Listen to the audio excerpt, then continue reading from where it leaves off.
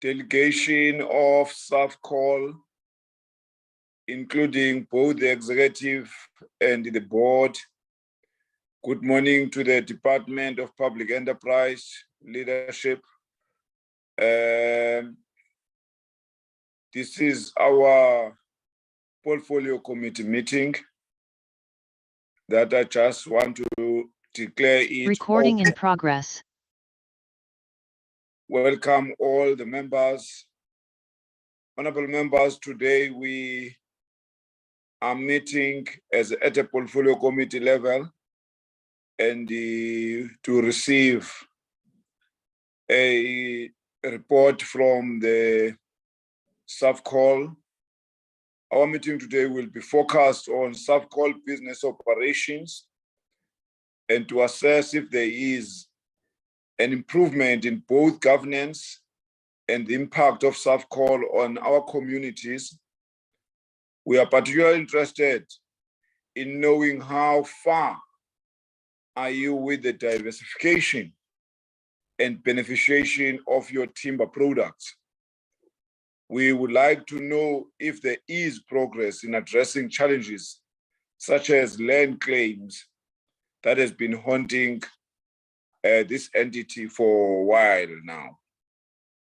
Safcol has been one of the better performing entities of which all of us in this committee are proud of. Hence, you are key to advance our rural development objective. Therefore, you are our pride. We, of course, having serious problem with almost all entities that fall under this Department of Public Enterprises. But you have been our less headache as Safcol. This is also an opportunity to get a report that we, of course, expecting less frustration. And of course, it doesn't mean that we are not going to be critical in terms of engaging your presentation. It's not that members must treat you with kid gloves because you are better performing. It's also important to push you much more harder than even those that are doing bad. Therefore, we have to push you so that you can only appreciate our support and our encouragement for you to do more. Honorable members, without wasting time, I would like to get the Secretary to present first the apologies before we know who is here and who is not here. Secretary. Thank you very much, Chair, and good morning to the honorable members and guests. The delegation of Safcol is led by the Department of Public Enterprises, Chair. The delegation from the Department of Public Enterprises is led by the Honorable Deputy Minister, Honorable Obot Bapela. Then the acting DG, Ms. Jackie Mudisani, Ms. Kubeshni Bugwadin, DDG for Energy Enterprises. Mr. Donald Nkadimeng is an acting DDG for Financial Investment and Assessment. Ms. Kinelwe Mabena is the Director for Forestry Enterprises. Then from Safcol Chair, we've got the board members that are present. Is Mr. Sim, I think should be Ms. Simkita Zatu Muloi, is a board member. Advocate Lenzwe Mukhatle, board member. Ms. Butle Hanise, board member. Mr. Nishan Balton, board member. Mr. Franz Baleni, a board member. Mr. Tsepo Munaeng is a chief executive officer. Mr. Dishon Human, chief financial officer. Mr. Sibalo Dlamini is a chief operations officer. Ms. Christelle Marais, chief risk officer. Mr. Vishal Harishan, executive strategy and commercial. Ms. Dimakajo Motseko is executive human capital. Mr. Siyabonga Mpochana is executive legal services.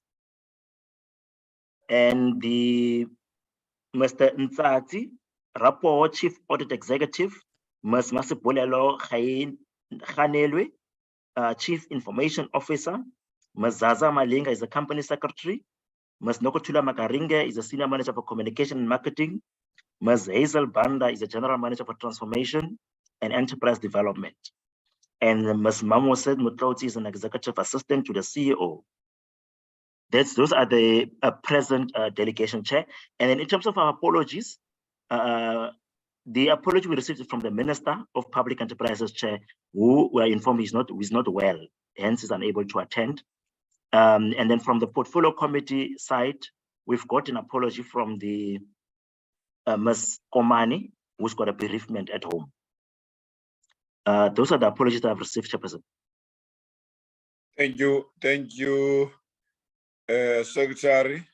Honorable members, those are the apologies, and those are the members of Safcol, the delegation of Safcol that is here. Let me take this opportunity to welcome the Deputy Minister, Mr. Obed Papet, who is a Deputy Minister of Public Enterprise.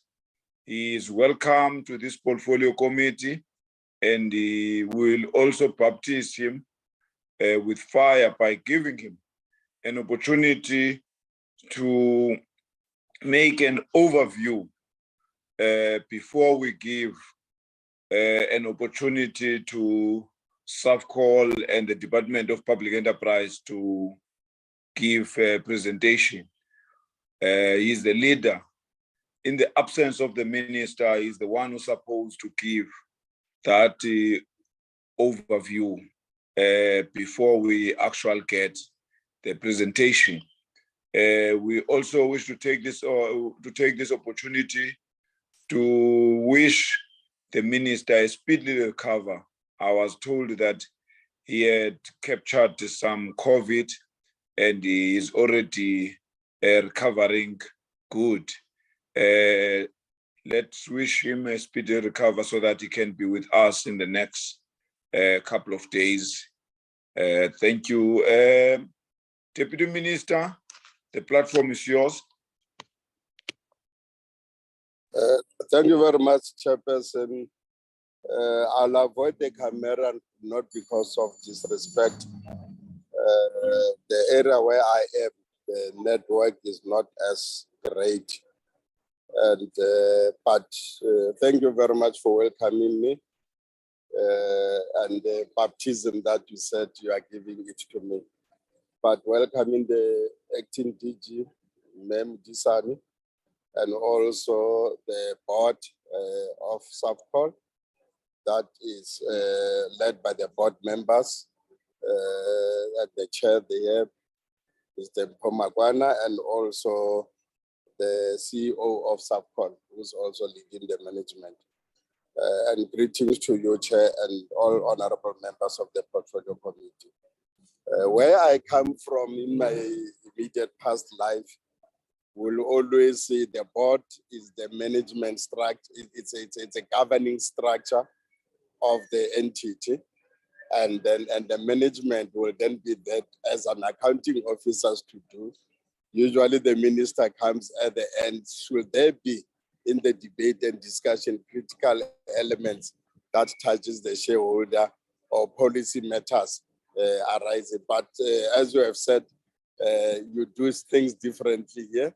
So I'll learn as I go by. But Safcol obviously will be presenting a report on their performance and the running of the SOE, the challenges that are there in the industry. They will also point to them, particularly the stiffness of the market that they are operating in, and also how they've been navigating themselves through that particular stiffness from COVID, and then now rising like everybody. But the competition is very tight, and in the market, forestry and timber, and I think they will be sharing in that particular report and then to elaborate on the issues. They will also be able to indicate the land claims challenges that are still hovering around some of the areas and the area that we have our plantations. And the sooner those things clears, the better for the business to be able to pursue its vision, its objectives. But for so long as the claims are there, we don't know whether they'll be successful or not successful. It remains a threat to the business. But obviously, going into the future, I will be engaging with the board and the management around how do we then begin to grow in that particular sector in a very stiff competition, as indicated, the private sector involvement in their own, and also ourselves as state, but also to bring in the value adding to the existing of the entity. But the good news is that the entity that is giving something to the fiscus, the figures will be alluded to by the CEO.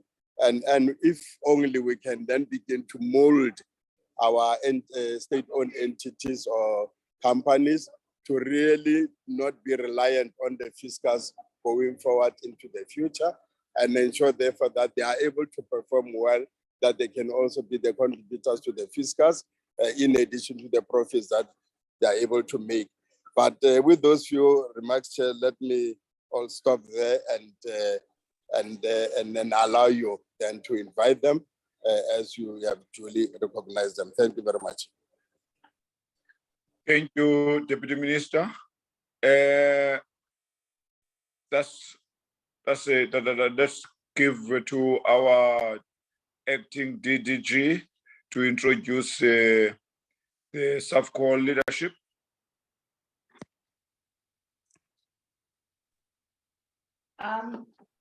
Good morning, Chair and honorable members. In terms of Safcol, we do have, I need to indicate the chair of Safcol is also here. I think we just need to note that, as well as the other board member from Safcol, Ms. Malema. And we are also, the presentation will be led by the CEO of Safcol, Mr. Tshepo Monaheng, and his team, and they will take the committee through the presentation that they have prepared. And as a department, we will be behind them to support them on matters that are pertaining to ourselves, being led by the DM. Without further ado, can I respectfully ask Mr. Monaheng to commence with leading the committee and taking through the presentation that is prepared. Through you, Chair. Thank you. Thank you.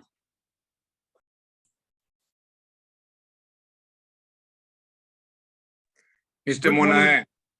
Good morning, Honorable Chair, Honorable Deputy Minister, Honorable members, colleagues. Chair, may I please ask, find out whether the chair of the board could say a few words before I start? Yes, we can provide you that right. Thank you, Chair. Good morning, Honorable Chair and Honorable members, the Honorable Deputy Minister, Ndadwa Pele, colleagues from Public Enterprises, members of the board. Chair, firstly, to indicate there's two apologies received from our board colleagues, from Ms. Iyawish, who's traveling out of the country on climate change related business, and also apology from Ms. Hanise, who I had been referred to as present. She gave an apology. And then lastly, Mr. Pillay also tendered an apology, and Mr. Bolton. Chair, we've been on a positive journey of turnaround as Safcol since the appointment of this board in October 2018. The nature of Safcol reporting at that time was characterized by large losses that always would be reported, large challenges of unauthorized expenditure, irregular expenditure, and we are quite comfortable and really delighted that since then we've been on a positive turnaround. This was evident in the financial year that ended 31 March 22. Out of that financial year, we declared dividends and paid a dividend to the fiscus. And now with this year end ending on 31 March 23, we remain optimistic that even if it might be modest, we should be able to again declare a profit, as well as hopefully declare a modest dividend to the fiscus. I just want to thank our management team for their dedication. I want to thank the board for, especially the chairs of the committees who have been driving the bottom line that we're seeing quite hard. Our CFO will share with you later our DuPont model that we use to ensure that we drive value in Safcol in comparison to Safcol peers, including in the private and public sector. And hopefully, Chair, as you said, together with the Deputy Minister, this will continue to be, even though it's small, but it will continue to be a jewel in the crown that sends a message of hope that it is possible to turn around our state-owned entities with the correct talent, with the correct leadership and the dedication and focus. It can be done. So with that, may I then hand over to Ndadimnaing, our Chief Executive. Thank you very much.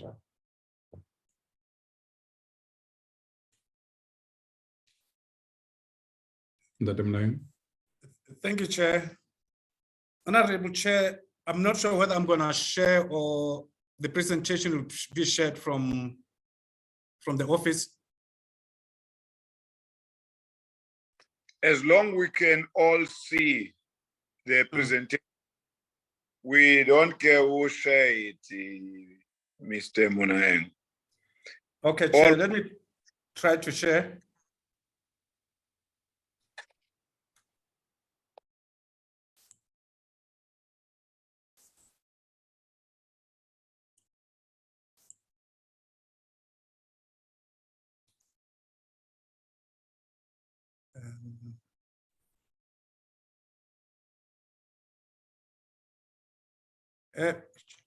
Chair, am I sharing?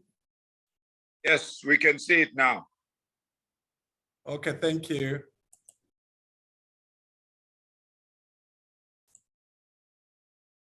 And I'm hoping it's on slide mode now.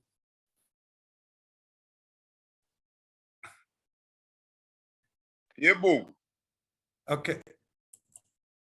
Chair, the purpose of the presentation is to brief the committee on overall business performance. That includes strategy implementation performance, the socio-economic part of it, the financial part, and how we impact the communities overall, including our employees in terms of skills development. And I thought I should start, Chair and members, with this slide that shows that Safcol, we've been on the journey, like Chair said, but we are in the middle of our S-curve journey. And we are at a point where it's going to be difficult. We need to put everything that we have planned in the strategy into action for us to go over the hill on the S-curve. Our growth journey to date has been okay, but now we have to ramp up our activities to achieve the growth that we really need, which leads us to an impact stage, where we are going to be able to deliver to the shareholder, to be able to have a sustainable business, to be able to perform at best in terms of governance, in terms of socio-economic areas, and in terms of managing the environment and delivering on the environment. So for us, that will be the impact stage that we are heading for. That stage would be of minimal business risk, where Safcol is not exposed to high risk in terms of sustainability. And at the same time, the business strength will be achieved. That means we'll be at the level where we talk about a grown Safcol that has to start the SCAF again, because at that point we'll have achieved the first SCAF, so we'll have to recreate Safcol and move further. Because we believe that if we think we have arrived, that will be the starting of disaster. Chair, for us to achieve the high end of the SCAF, we believe that the sale of logs will not take us there. Sale of logs gives us the base business. But here, this slide shows us the opportunities that we are sitting with, that if we execute it, it has taken us a bit long, but I can report now that we are making good progress on these projects. The projects on the two quadrants on the left talks to the short-term targets or targeted opportunities. We have those that are less complex, that we think we can achieve them easier. And we have those that are more complex, that requires multi-stakeholder participation. The mobile sawmill, if I may report quickly, Chair, that we are in the process to have this mill operational. So we are busy with our supply chain process. The mechanized harvesting, that improves efficiency and lowers safety risks in the business, that we are busy with the implementation of that project. The ecotourism, we are appointing a strategic partner as we speak. We are in the process. The commercialization of agroforestry, we are going to have it as part of our strategy in the next few months. The green energy, we have selected a partner to implement this project, where we just have to do the appointment during the month of March. Pole treatment as well as one of our key projects. We have made a selection. We are in the process of appointment. We're hoping that we can appoint before end of March. And furniture manufacturing, we believe that's an area that we can recreate and get back into business. We have been doing it, but doing it for communities to date, but we want to take it up and make it one of the core businesses. And increasing the capacity in terms of sawmilling.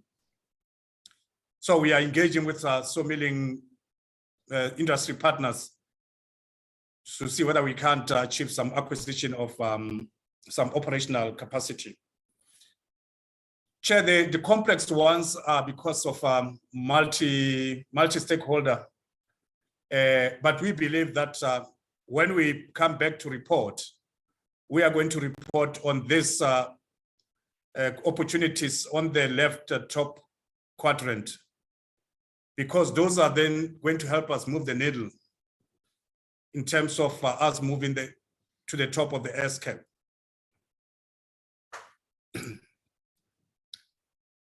Chair, the business model hasn't changed. We're hoping that we'll migrate it in the new strategy, where we are going to have the fourth element additional to plantations, processing, and tourism. We're hoping that we are going to get that fourth area of business, but currently we still haven't changed our business model. And we still have the minorities. We thought by now we'd have exited, but it's a process. We are engaging with a multi-departmental colleagues to ensure that we can achieve the transfer of or exit of these minorities. We're hoping that we'll be able to create trust so that we can transfer these minorities into trust, so that they can be managed at that level. Chair as well and members, the operations haven't changed. We're still operating in the north. We have the north region, south region in South Africa, and we have operations in Mozambique. I must say that the Sofala part of Mozambique, which we had to plant, which was unplanted, the Manica one is now profitable. It just has to ensure that it pays back the debt that it has for KLF, pay back the debt to KLF. But the Sofala operations, where it was greenfield, we are now planting, and we're hoping to be able to plant this coming financial year, starting next month, to the maximum available plantable land.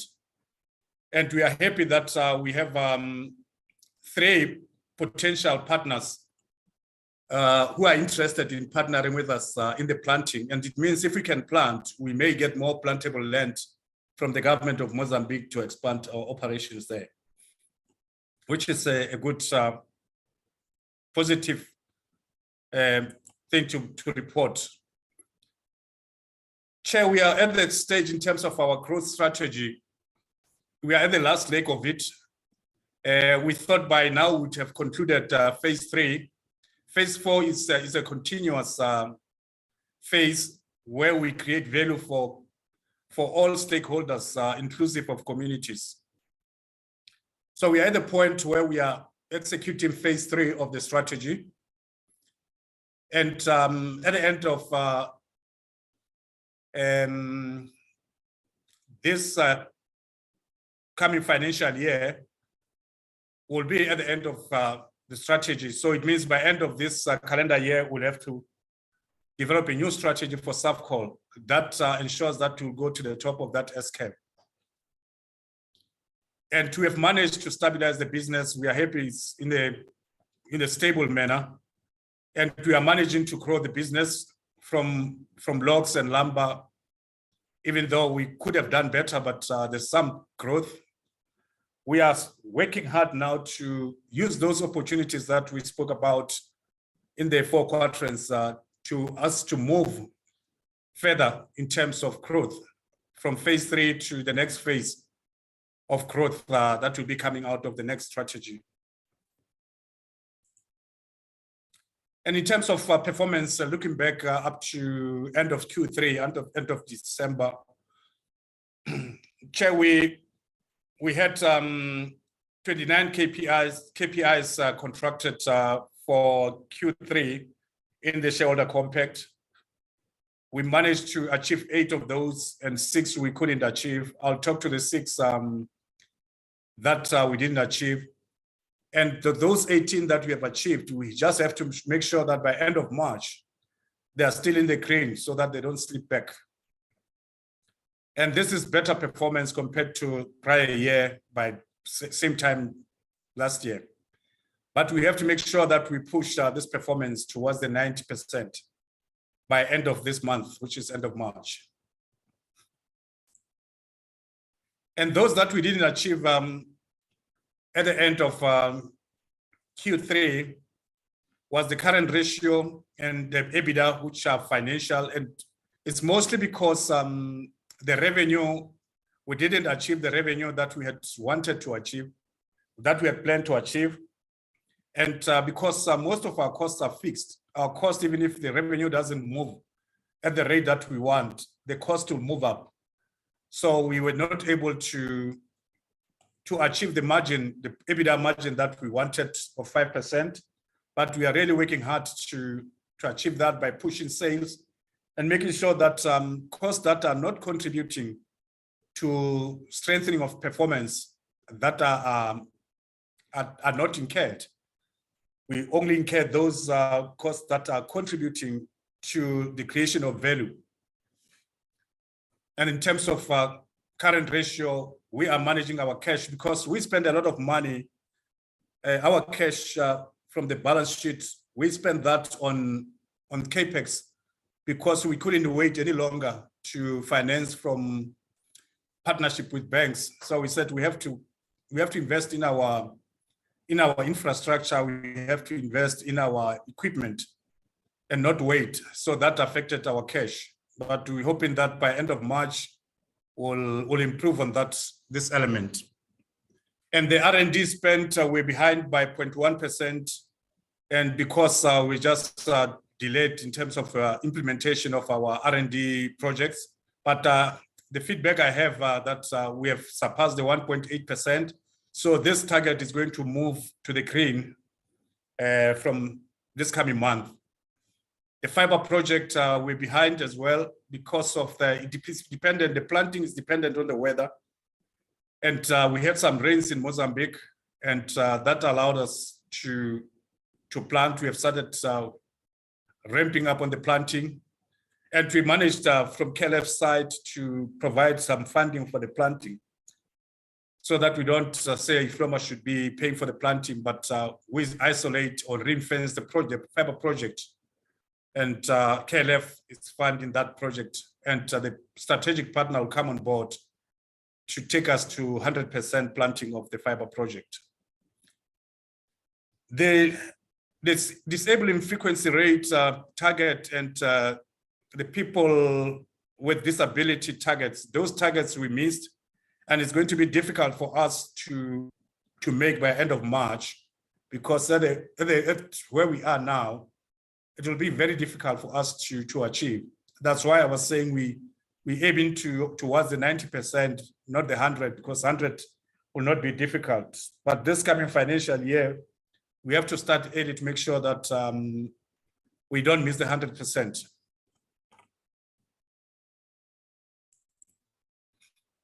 In terms of balancing the business on the balance scorecard report, we are happy to report that in terms of customer stakeholders, we are doing well in that space.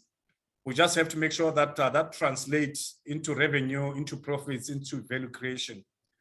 In terms of finances, we are behind in terms of the EBITDA, in terms of profitability, and that we are working on to move the revenue upwards and hold the spending so that we can move towards the 5%. In terms of our internal processes, we have done very well, and we just have to continue doing that so that we don't slip back to the years that gone by when we used to have red lights all over internal processes. And in terms of innovation learning, we have 2 targets that we haven't met, and that is the R&D that we hadn't met by end of Jan, but now we have met it. That target of R&D will change to green. And the shareholder compact, we had aimed that by end of Q3.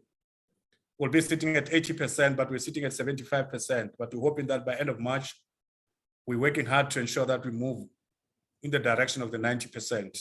So if we achieve all those, our balance scorecard should be green. And that will give us an indication that we are in the right direction. We just have to move the growth part of the business upwards. Chair and members, this slide, we thought we should share this slide because the question will be, why didn't you achieve your profit, your EBITDA margin? Right at the beginning of the financial year, April, May, we had big problems with our biggest customer, York Timbers. They had a protracted strike. They couldn't operate. Their offices were banned. So they only started operating the latter part of May, and that was slow. And then only in June, they were fully operational. And that affected our starting in terms of revenue. And some of our customers as well, they were struggling. They were indecisive whether they're still in business or they're not. And because as a result of the cost of doing business, that's very high for most of our customers, especially the sawmillers. They are struggling. So we started on the back foot at the beginning. We can see that April we had a loss and May. And to recover from that May loss, it's not easy because we cannot just increase the supply. We have the harvesting, we have capacity, and in terms of delivery to the mills, we can only deliver so much. So we can't just increase by 110%. The maximum we can do is 100%. So from June, we started drawing back in terms of profitability. until November when we realized profits, and then in December, then we drop back again because of December is a very difficult month. We only operate only a few weeks and then we close. But our fixed cost structure continues to be there. It doesn't mean because we don't make revenue, our cost is going to stop. Our cost will still be the same. So that's something that we are looking into to say we should have more variable cost and less of fixed cost. So that when in cases where revenue doesn't move in the direction that we want, that the cost doesn't run away. Then in Jan, we started again, we moved again into the positive. So we're hoping that by end of the financial year, we end on the positive. Just Chair, talking to the key indicators, the revenue, as I've just presented on the previous slide, we were down 3% relative to the year before, year-to-year comparison. So we had planned that would be 3% up, but we're 3% down because of those challenges that we had with our customers. And in terms of expenditure, that we're happy that when the revenue wasn't moving up, we managed to hold cost relative to budget by 14%. In terms of working capital, comparing to end of the financial year, we went down by 100 million, and it's mainly because of lower cash generation, because we had less revenue. But the other part was that we used our own cash to finance our capex and our equipment replacement, and that ate on the cash that we had. But we are slowly making progress. We have now concluded a deal with the bank so that we can have the capex funded through a facility, not through straight from the balance sheet. So we'll be able to recover on the cash side. And in terms of the income and costs, I think this we have reported already, that by end of Jan, we're sitting at 10, which is lower than the 141 million prior year. And then for us to be able to determine whether we are creating value for the shareholder and being able to determine whether the investments are generating income for the company,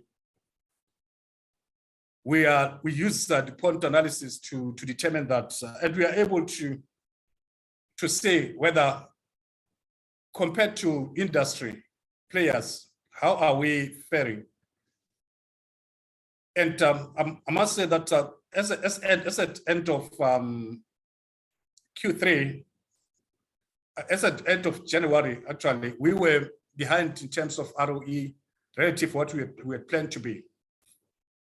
Because the 2.5 would have been a good number for us. And it's mainly because our net profit, our EBITDA had dropped. So our net profit margin dropped to 0.7%. That dragged our ROE to 0.3%, which is lower than SAPI, which is lower than York, as we compare to their 2022 numbers. We are not sure yet how they are performing during this difficult time. But because they make money out of processing, which is the opposite of us, we make more money from the raw material.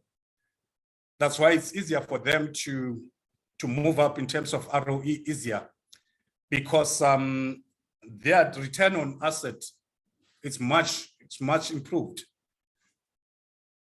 And we can't achieve that unless we start with the projects of diversification. Because if we don't, that element of asset turnover will still be a problem for us, even if the net margin goes up, even if the leverage goes up. So that's why we said by end of this calendar year, some of those projects in the left quadrant we should have them moving so that we can start moving the return on asset upwards. And some of the strategic projects that we are working on, we thought we should give an update that on the reinvestment on timber dollar, we are appointing, because when we met with the funding institutions, they all insisted that the CHP project must start first before they can fund the timber dollar mill. But we are happy to say we have selected a partner on the CHP project to implement the project. And we just have to do the appointment. And that is opening up now. We're having the first meeting, I think, in a week or two with the first investor in the mill, so that we can start with the project. And appointing a partner in terms of design specialty in the sawmilling space, because we don't have that capability in-house. That as well, we are moving on that. So we should be able to start this calendar year on this project at the back of the CHP project. The Ifloma project, as I said, we have started. We allocated money, and now we are starting to plant to make sure that we are moving towards TUP that's minimized or allowable. And the CHP plan project, we're hoping to start early in the new financial year. The ecotourism, we are appointing a managing partner that can manage our assets well, so we can derive value out of them. This should be completed by end of this month. The harvesting mechanization project, we are implementing it successfully. We are happy. We have received some of the equipment already. So we have started with this project. This was going to help us in terms of efficiencies in our operations. I thought, Chair and members, that we just share the highlights that to date, and the challenges. Challenges look like there's more, but the highlights have more, but much bigger impact than the challenges. It's just that there's a number of them. We have managed to incorporate the communities that successfully claimed the land. We hope that the final documentation for Kapsewop and Taben will be received by the communities. But we have already started contracting with them for them to participate in the operations of Safcol. For us, that's an important milestone, that we integrate the land claimants and the communities in the operations. And we have managed to conclude a partnership with DBSA. We're hoping that the next time we'll report about a successful project in Sabi that we are both institutions are very happy about. That is going to train young people, not to train them to be employees, but to be employers. And first project will be in biogas, and then we'll move into furniture manufacturing and those kind of projects. And we are happy that if we can have an impact on over 400 young people in that area, that will have been a big achievement for both companies. The mechanization project, we are happy it's moving.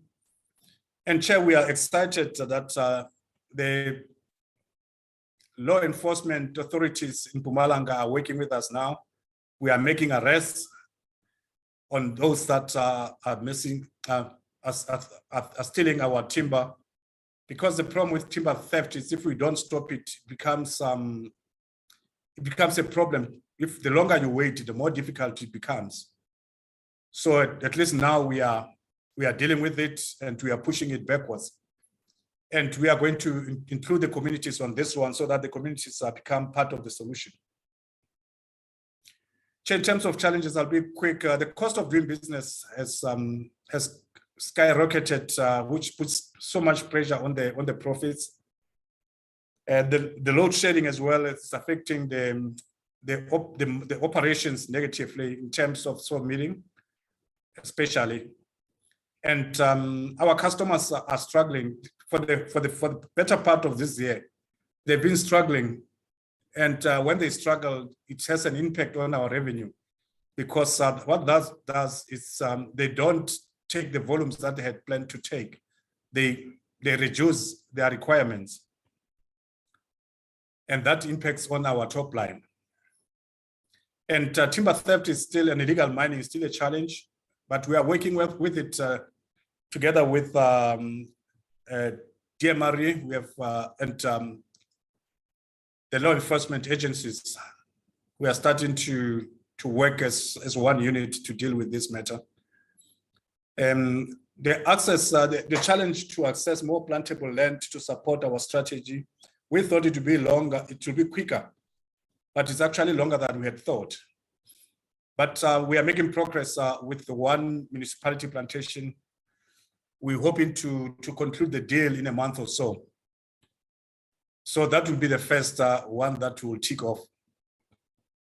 The other challenge is mining rights approved by Mpumalanga DMRE, which is not aligned with national office. So we had an engagement with the DG and supported by acting DG from the DPE. And in that meeting, we agreed that they are going to help us to resolve this matter so that we can talk better and not do things without engaging each other. And then the last one, Chair, is the exit of minorities. We thought this would be quick as well. We have an interdepartmental sessions that reached alignment, but the finishing part of that, the latter part of that is moving very slowly for us to say create trust for these minorities so that we can move the shares and house them into trust so that Safcol can focus on the business of Safcol, and then the trust can be managed differently. And in terms of our impact to the communities beyond what we do through operations, we have CSI projects that we have done to date, and is the social compact that we signed with the Mamahlola, and already we have started with projects with them as a strategic partner, not just as a community. It's a strategic partner for Safcol. And we are building some food bridges for people to be able to access education and health in those rural areas where we operate. And some of the projects include schools that we are working on in terms of impacting on education, and some project that we partnered with Graskop SAPS to renovate their victim care center, which was not in a good state. So we believe that that those kind of contributions to the communities are necessary.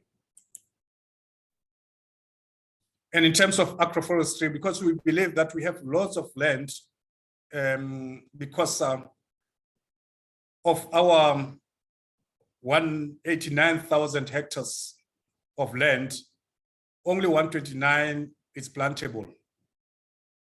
So the other piece of land, we decided, no, we should be able to use that land for other activities. And agroforestry is a key focus for us for jobs and also for food security. And some of the projects you are proud of is the Anointed Cooperative Project, which the community is excited about, and they are going to be a supplier to the retail chains. We also have the honey projects that also we are planning that we should support the communities that they can start supplying to the retail chains. And these projects don't end up with just planting and getting products out of the land, but there's quite a number of job opportunities that have been created and sustained.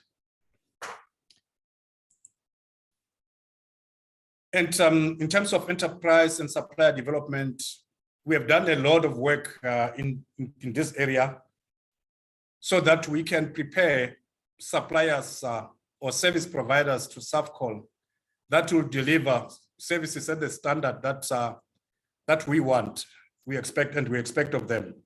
So we have partnered with Mpumalanga University for training of new entrants. And we are happy to say people are taking this opportunity with both hands. And to date, in terms of the CSI, we have spent over 6 million rands. And in the ESD space, we have spent 116 million rands so that we can have these interventions, so that we can have service providers that can continue to create jobs.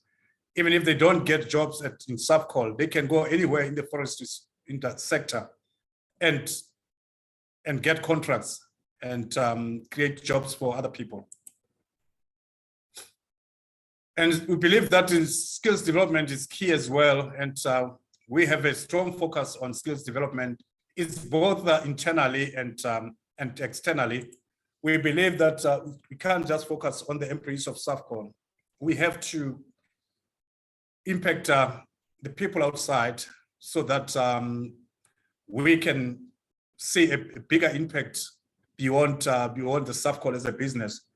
We focus on community people, but in terms of bursaries, we go beyond the communities. If we can see that in terms of training, externally we spent 10.8 million, and internally we spent about 3.7 million. And in terms of bursaries, externally it's 2.7, and internally it's just over 6,000 rands of bursaries internally. And we believe that sitting at 4.1% spent of salary bill, which is above the 3% target, we are having a good impact in terms of preparing people for the future, whether it's for the jobs or for them to be employers, whichever way. But this is a good impact that we believe that we are having on the people. And this slide talks to the bursaries and learnerships. We believe learnerships are key as well. And we just compare the previous year and this year. Already we're sitting at, in sawmilling, we're sitting at 24 learnerships, 46 in silviculture and 40 in furniture making. And we can see that even though we are going through a difficult time financially, where the economy is difficult, but we haven't slowed down in the impact on the communities. Chair, I'd like to thank you for the opportunity.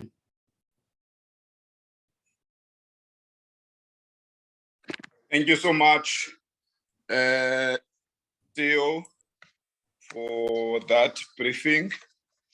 And I hope all my members have listened and they are prepared now to start engaging without wasting time. Let me go through all of them. We'll have to kickstart with the Honorable Phiri, followed by Mr. Kachalia and the Honorable Mawotwe. Can we go according to that, honorable members? Honorable Phiri.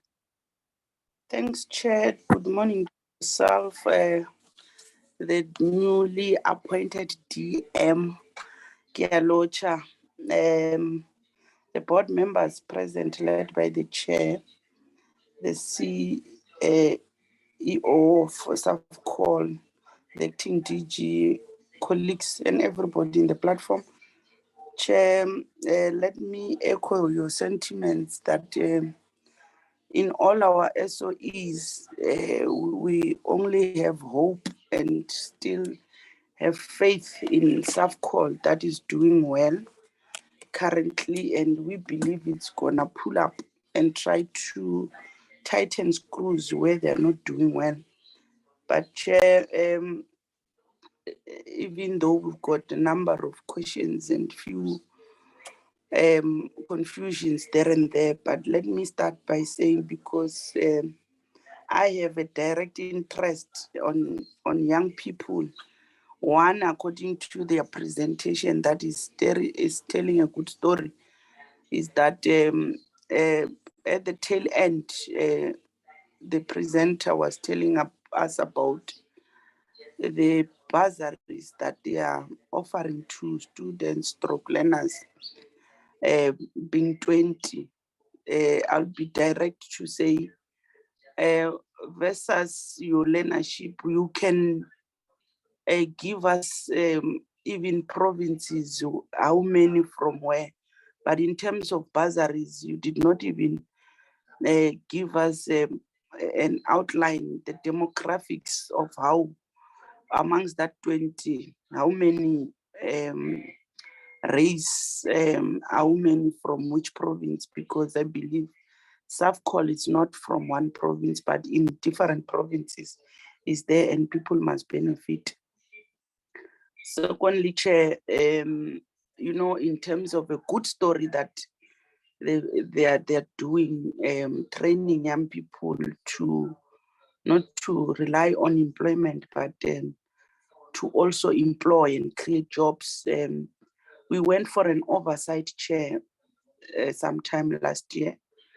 In Mpumalanga, they are doing good. Young people are also doing a sort of a smelters, but I wanted to check with Safcol leadership, or in your program, how do you then share the best practice with other provinces, in particular Limpopo, where you have a plant in Achibase, you also have a plant in Tanin. Might not be your role per se, but as an SOE that wants us to grow bigger in the economy, how do you then want to share the best practices that is happening in Mpumalanga? Why is it not being practiced in other provinces where you are planting? So generally, that will be my question on those two. But allow me to go further, Chair. The entity stated that it had 24 key performance indicators for the third quarter. However, they only reported on 15 of the key performance indicators. And my question would be, the entity should update us on what other 9 indicators are and their actual achievement on them. And be not second last, Chair. My other question will be, the cash availability target was just met at the end of January 2023. Then what is the current cash availability, and how will the entity ensure that the cash availability remains adequate? Lastly, Chair, I'll end up with the accessibility of the plantable land.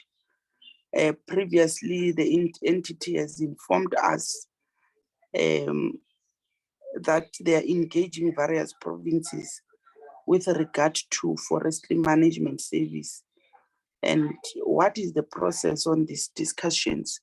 Chair, let me stop here. Thanks. Thank you, Honorable Piri. Honorable Kachalia. Thank you, Chair. If I may, I'll not put my picture on because my internet connection is unstable. Chair, thank you for the Safcol presentation. It is indeed heartening to see a state-owned entity that is actually holding its own and has some view of the future where it may, in terms of diversification, achieve better results. And I appreciate that these results have been achieved currently under reasonably difficult circumstances. What I found missing from the presentation was a presentation, if you like, of the risks to the company and to the industry insofar as they affect the company going forward, how those risks intend to be dealt with and mitigated into the future. Because there are internal risks, presumably, there are external risks, and there are bigger picture risks in terms of trends, the environment, and other challenges, which I would like to see exactly how the company sees these and how it's going to attempt to deal with it. One of these risks in South Africa, where we live, unfortunately, is predicated on safety and security, the safety and security environment, and that I would see as a key risk going forward, and we need to understand exactly what is being done proactively to deal with that. I've had communications from people in the industry who operate as contractors with Safcol, who talk about the theft of the equipment and how that is being unsatisfactorily, from their point of view, being dealt with, being shifted from pillar to post, where they believe that the private security ought to take responsibility for it in terms of replacement and insurance, and they feel that this is not being done. I'd like to hear an exposition, particularly on that issue, but as I say, on the broader issues and the broader risks that exist. I'll leave it there. Thank you. Thank you. Thank you, Honorable Kashalia. Honorable Maotwe.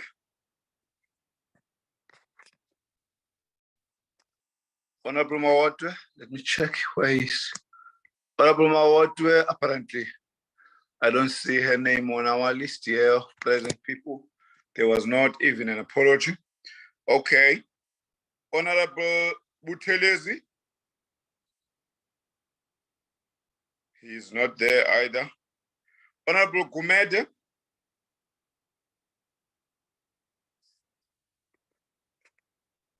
Honorable Gumede. Chair. Hello, Yes, Chair. Yes, sir. Good morning to you, and good morning to everyone on the platform, with a special greetings to our new release. If it was a piece of song, every one of us would be playing it. Welcome, DM. Good morning to the department, the board, and all other officials. Chair, let me start by asking, there are 4 critical challenges at Safcol. One could be the aging infrastructure, unavailability of plantable land, timber theft, as well as load shedding. How does the entity mitigate these challenges, especially because they do have an impact on perhaps their profit or the revenue? Chair, somewhere the presenter is telling us that the demand does surpass supply on logs. how do they mitigate again this challenge? Because it means they must get more supply in order to satisfy the demand on the ground. There is a report as well. I know this one may be dubious, but one is expecting that the entity has a role to play. That what are they doing in terms of illegal mining? What action is taken by the entity? Chair, in the analysis that they give us, we are told that there are 2 months where it looks as if they do monitor on month to month the irregular spending. I'll be interested that because if we talk that third quarter, we are actually talking about 9 months, other months that in fact we have not spoken about. I hope the full year will then end in March, which in fact will be the last quarter. But I'm interested to know that if you combine the 9 months, what will be the average irregular expenditure?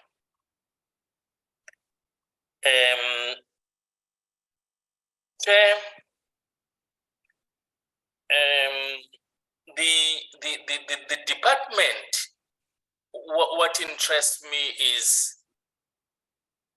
is the department engaging in partnership, because they really do need partnership. Because currently they are talking about 4 that are they still looking for more? Are they doing it because there is a need? What critical role, other than themselves as an entity, does partnership play in their business? Chair, I think Honorable Carol did or asked this question: access to more plantable land. What in fact is the challenge? Because even when you look at the fiber, in terms of the target, the 275, they achieved only 15. What exactly is the challenge with the plantable land? One may be interested to know that, as well as theft. How much do they lose in terms of all those stealings that are in fact taking place?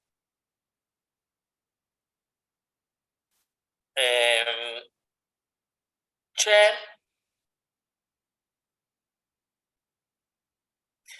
the program is much appreciated, Chair. I'm interested as well to know that they've got quite a lot of, it's my assessment, they've got quite a lot of intake in terms of learnerships. When the program expires or it comes to an end, what do they do with those people who would have undergone the exercise of the learnership? because you take people, they stay mostly, they are kept for 2 years because the aim is that they learn some skills. And then after 2 years, when the program expires in terms of learnership, what do they do with those people? Perhaps, Chair, let me wait there for now. If there are chances, then I will come back. Thank you very much. Thank you, Honorable Gumede. Honorable Kwangwa. I didn't see him, by the way. Let's go to Honorable Isaac. Good morning, Chair. Thank you. Morning, colleagues. Chairperson, I will be brief in that some issues covered. I'd like to just, have the presenter perhaps elaborate in terms of what were the terms with the bank or banks regarding the funding of the CAPEX expenditure in terms of values, in terms of rates, as well as the terms. I'd just like to interrogate that one if possible, because obviously the cash flow seems to remain somewhat of a problem, and perhaps the presenter could elaborate on that together with the issue on the banks. The fact is that the profitability has reduced substantially from the previous financial year. And that is just something that I thought we should take note of. The issue of the mining rights with the DMRE. Now, the presenter did touch on that, but what is the current progress? Because there seems to be a matter of urgency, and the question arises that how long will this process take? Because it's obviously going to affect the overall running of the business eventually in terms of profitability as well as the social impacts. So perhaps I'd like to hear something on that. And then two more issues, Chairperson. The Tima Dollar project, of course, remains strategic, but I must point out that there seems to be a very long delay on this matter. And then finally, Honorable Gumede just touched briefly on it, and I'd like to expand a little in that the issue of the consequence management on officials who have incurred these irregular and fruitless and wasteful expenditures. Now, what I'd like to understand is that, are there any concrete steps being taken? And what is now the current progress as of today? Chairperson, that's all from my side for now. Thank you. Isaac, Honorable Malinga. Honorable Malinga. Thank you very much, Chairperson. Greetings to yourself, members of the portfolio, the department, and Safcol delegation. Chair, I'm mostly covered by Honorable Gumede and Piri, but Chair, just to say, maybe if we could get more clarity on the issue of the issue of land restitution that Ntate Munaheng was talking about. The land claims, what exactly is the holdup? Because that thing, we've been seized with this matter as far as I can remember in this portfolio. Also, Chair, clarity on the issue of bursaries, which provinces benefited and what was the criteria, Chairperson.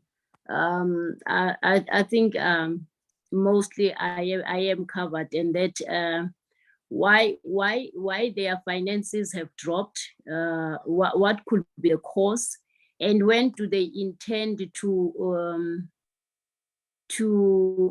finish their KPIs. Out of the 24, they only did 15, and we are towards the end of the financial year. Is there any plan, or are they going to carry them over in the next financial year? Thank you very much, Chair.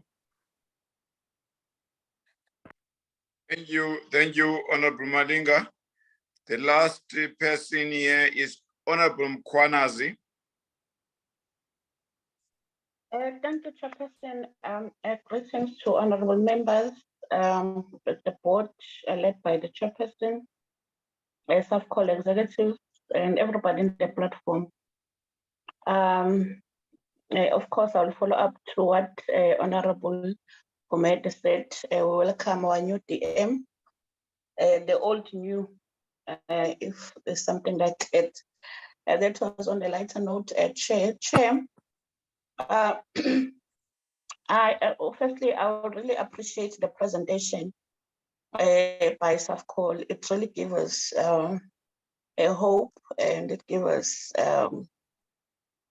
some energy and for us to carry on the task given to us. We really appreciate the chairperson of the board.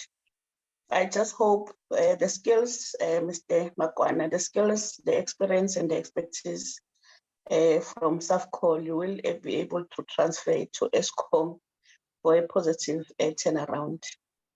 It is important for us to have SOEs having a turnaround, positive turnaround, because what we are interested in as public representatives is that SOEs are able to deliver on their mandate to the state, because we are really fighting poverty, unemployment, equity, and of course economic development. That is part of the mandate of the SOEs. But Chair, I've been fairly covered by honorable members on many issues. But firstly, I just want to understand maybe if they can brief us on how far the entity is addressing their audit findings. Secondly, Chair,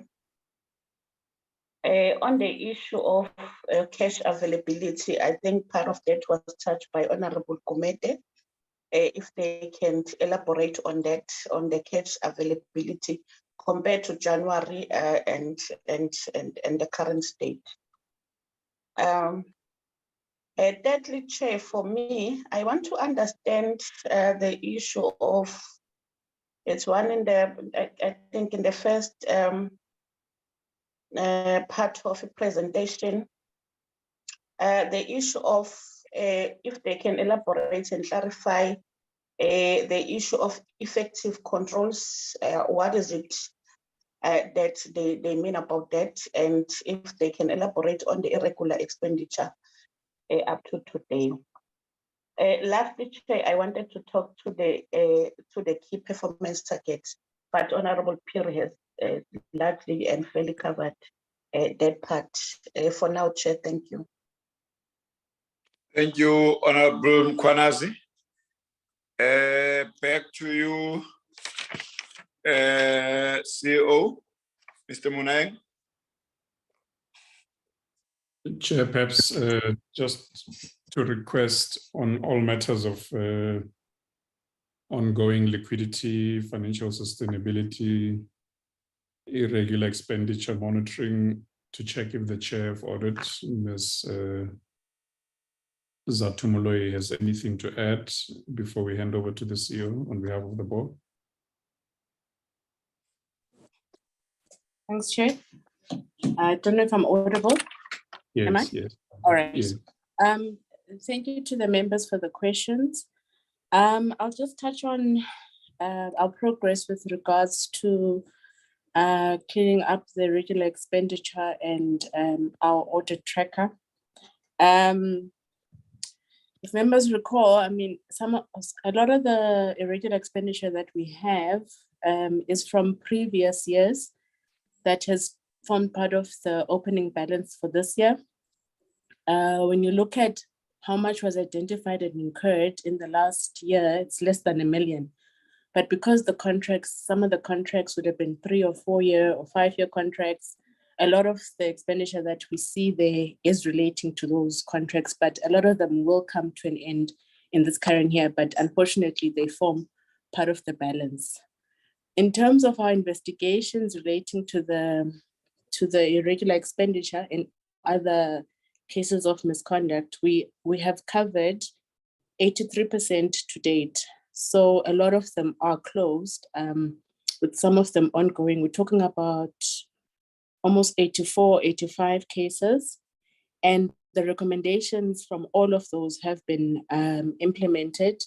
There've been dismissals, there've been warnings and various other consequences arising from that. So in terms of the trend, I'm comfortable that the trend is decreasing, and I'm comfortable that where wrongdoing was found, we are implementing the recommendations of it. I'm not sure if the CAE or the CFO would want to add anything to that. But in terms of our audit tracker, that's also reviewed on a quarterly basis. We're almost, on any given point in time, we'll average about 80-90% of solving any of the issues that have been identified on the tracker. It's something that we take on very seriously as the audit and risk committee. And there's continuous monitoring of it. I'm not sure if the CFO or the CE would want to add anything to that. Thanks, Chair. Thank you, Memloy. I, with your permission, Chair, would then request the CEO and our executive colleagues to deal with the rest of the questions. Thank you, Chair, and thanks, honorable members, for the questions. I'll try and answer some, and probably I should allow some of my colleagues to come in to address those that I hadn't addressed. Maybe, Chair, I can allow the CAE to come in and to follow up on Chair of Audit and Risk. Okay. Thank you, CEO. Thank you, Chair and members, and good morning to all the other colleagues. I think our Chair of Audit and Risk has articulated it quite well. I won't really want to spoil it any further. Yes, we are sitting on a closure rate of about 92% as at the end of December on all our previous internal audit findings.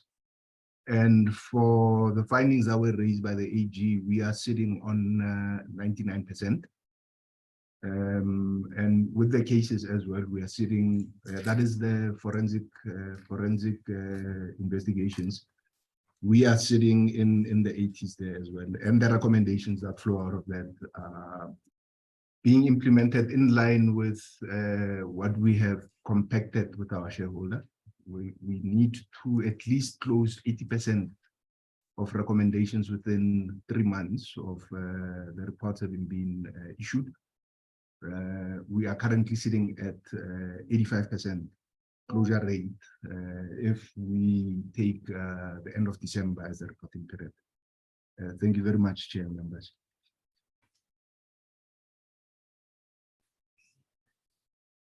Thank you, CAE. Chair, I can continue to address some of the questions or most of the questions. The first question from Honorable Piri was regarding the bursaries that we allocate, that the members would like to see us reporting on the allocation of bursaries per province, per race, so that there's categories, so that it's clear on and who are getting this bursaries. And Honorable Malinga as well wanted to find out about the criteria we use to identify the bursars. So I think when I finish, I'd like the the executive of HC, Human Capital, to come in. I don't have those numbers. If she can come in at the end and share with the committee.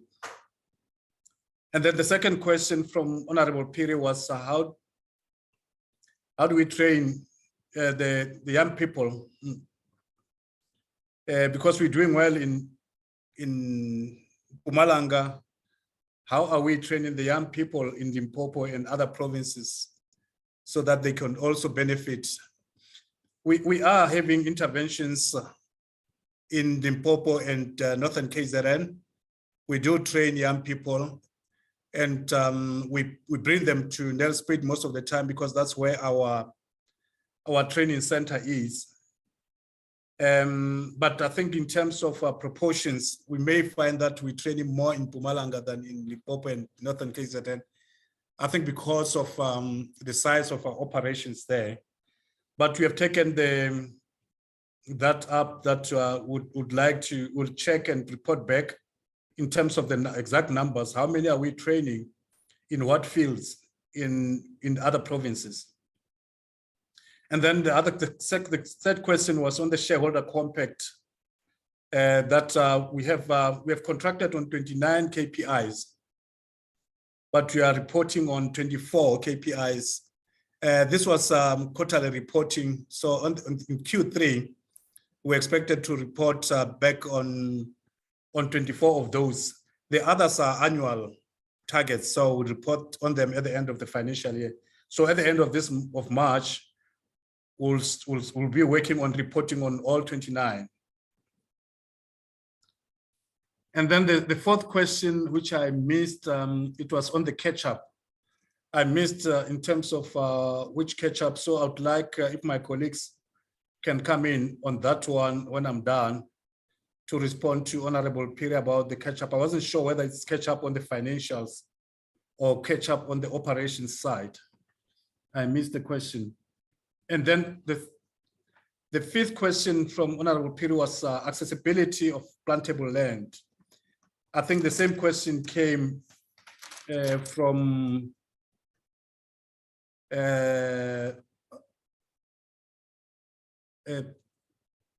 I've forgotten, but the same question came up later.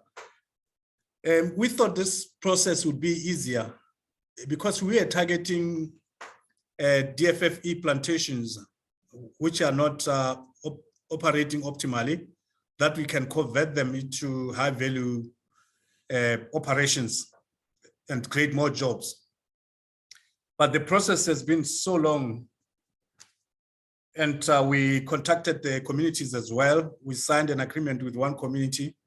The other community in Mpumalanga, they are still not agreeing on their leadership, but they agree that we should take over the plantation. But who their leadership is, they are not agreeing amongst themselves. Then the other part, it's the third part is the municipality plantations. We were earmarking, we're looking into a plantation in Mkondo. We're looking at a plantation in Sunduzi. Mkondo, it's moving slowly. We thought we were going to sign before end of this financial year, but it's moving slower. Sunduzi, we are excited about the project that we are going to we might be given an opportunity to manage that asset next to Peter Maritzburg, to be able to have it as a valuable asset and create jobs around there.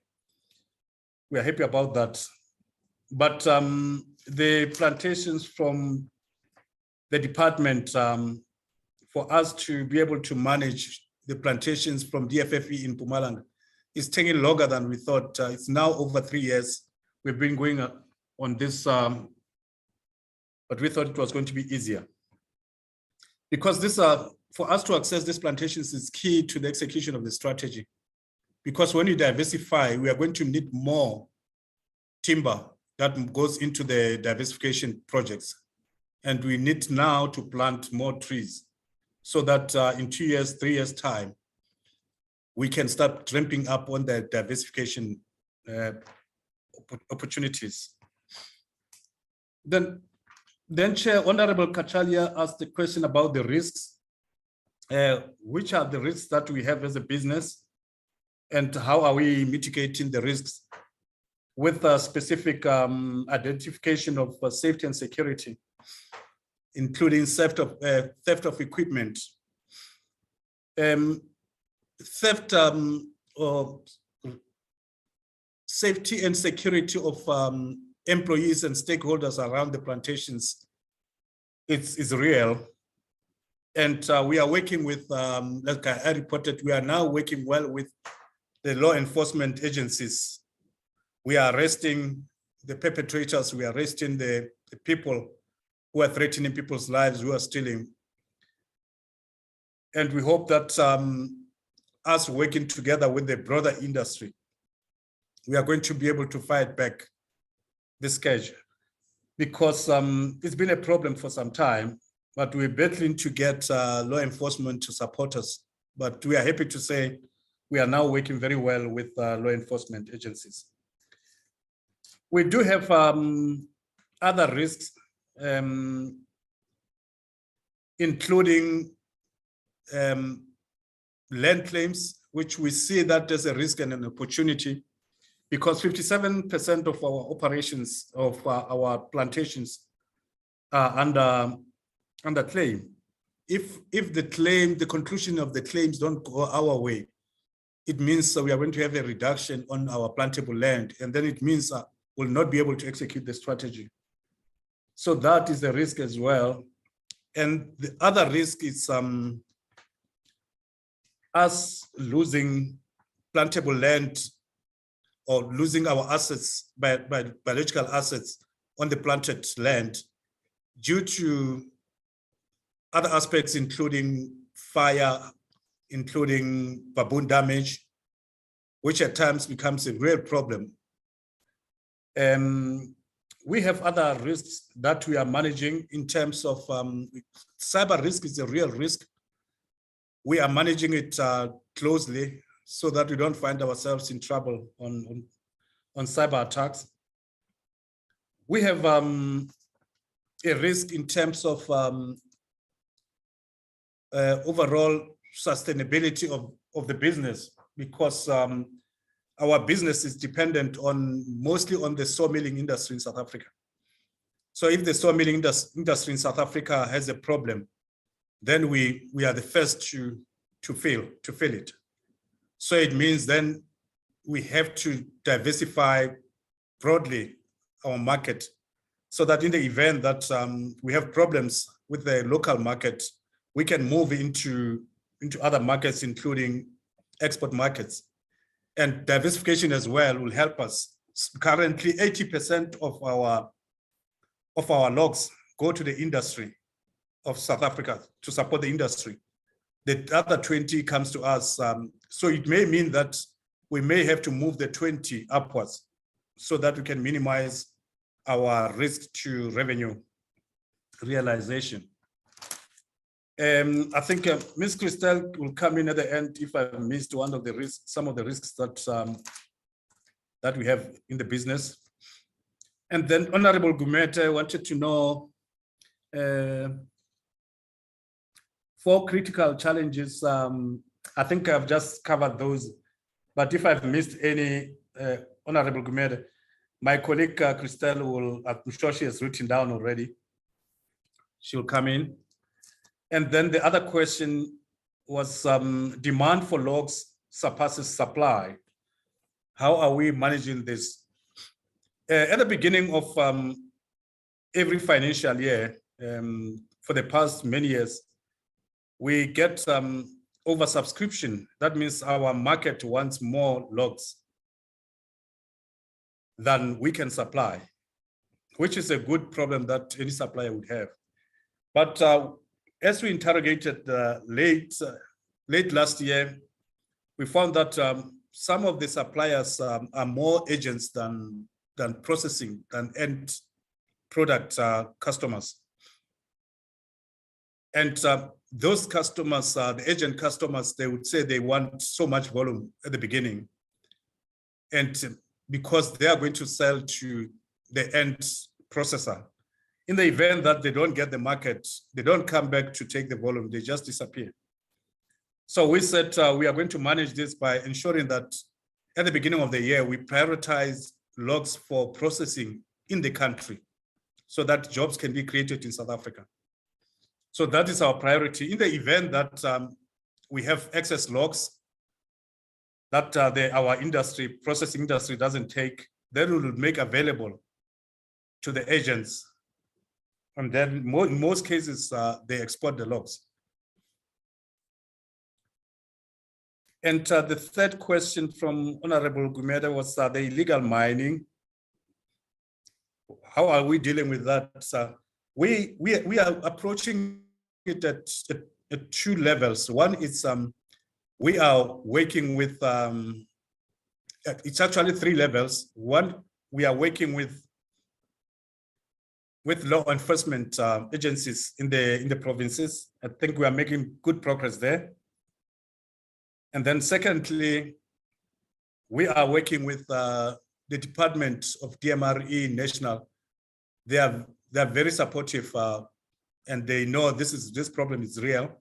So we are working with them to stop this problem. And thirdly, we are working with the industry, the forest industry, because this is not only a Safcol problem, it's an industry problem. So we are approaching it as an industry as well, so that we have industry solutions to it. It's a difficult one, but we are working on it to push it back. Then the fourth question from Honorable Gumeda was on irregular expenditure. I think I'll attempt to answer it, and then the CFO can come in later if I haven't covered it well. Because the question was that in our report, we talk about the last 2 months that we didn't incur any irregular expenditure. So Honorable Member wanted to know the average, how much irregular expenditure did we incur in the past 2 + 9 months. And the figure I have now, because at times irregular expenditure, we cannot avoid to spend irregularly when there's an emergency in the operations, for instance. But we monitor our irregular expenditure on a monthly basis, and we ensure that we don't incur any irregular expenditure. That's why we reported that we always report in the past 2 months, the past quarter, did we incur any irregular expenditure? And our objective must be 0. But where we are sitting now for the year, it's 200,000 rands that we incurred earlier in the year. We had challenges and we needed to intervene in terms of emergencies. And that is very low because it's in the course of business continuity. But ideally, we want to 0 it. And the fifth question was on strategic partnerships, whether we need more of the strategic partnerships. We strongly believe that if we are going to be successful to take Safcol to the next level, we can only do that through diversification. And we believe that in the diversification process, we are not going to be able to do all these projects because we have a number of projects. We need partners to come on board with us so that we can realize these projects. So there's quite a number of projects that we are working on that will need a very strong project management office to manage all these projects. But it's necessary because we're only using about 50% of the tree that we wait for over 25 years. We want to use 100% of the tree. And for us to use 100% of the tree, it means we should beneficiate. And all these opportunities for beneficiation will need strategic partners. And in other parts of the business, like ecotourism, we are not specialists in ecotourism. We have realized that we've been losing money in ecotourism when there's a huge opportunity to attract not only for Safcol, but for the country. Because when the tourists come, they don't only spend money on Safcol, but they spend money on the broader economy. So we believe that that we should really up it.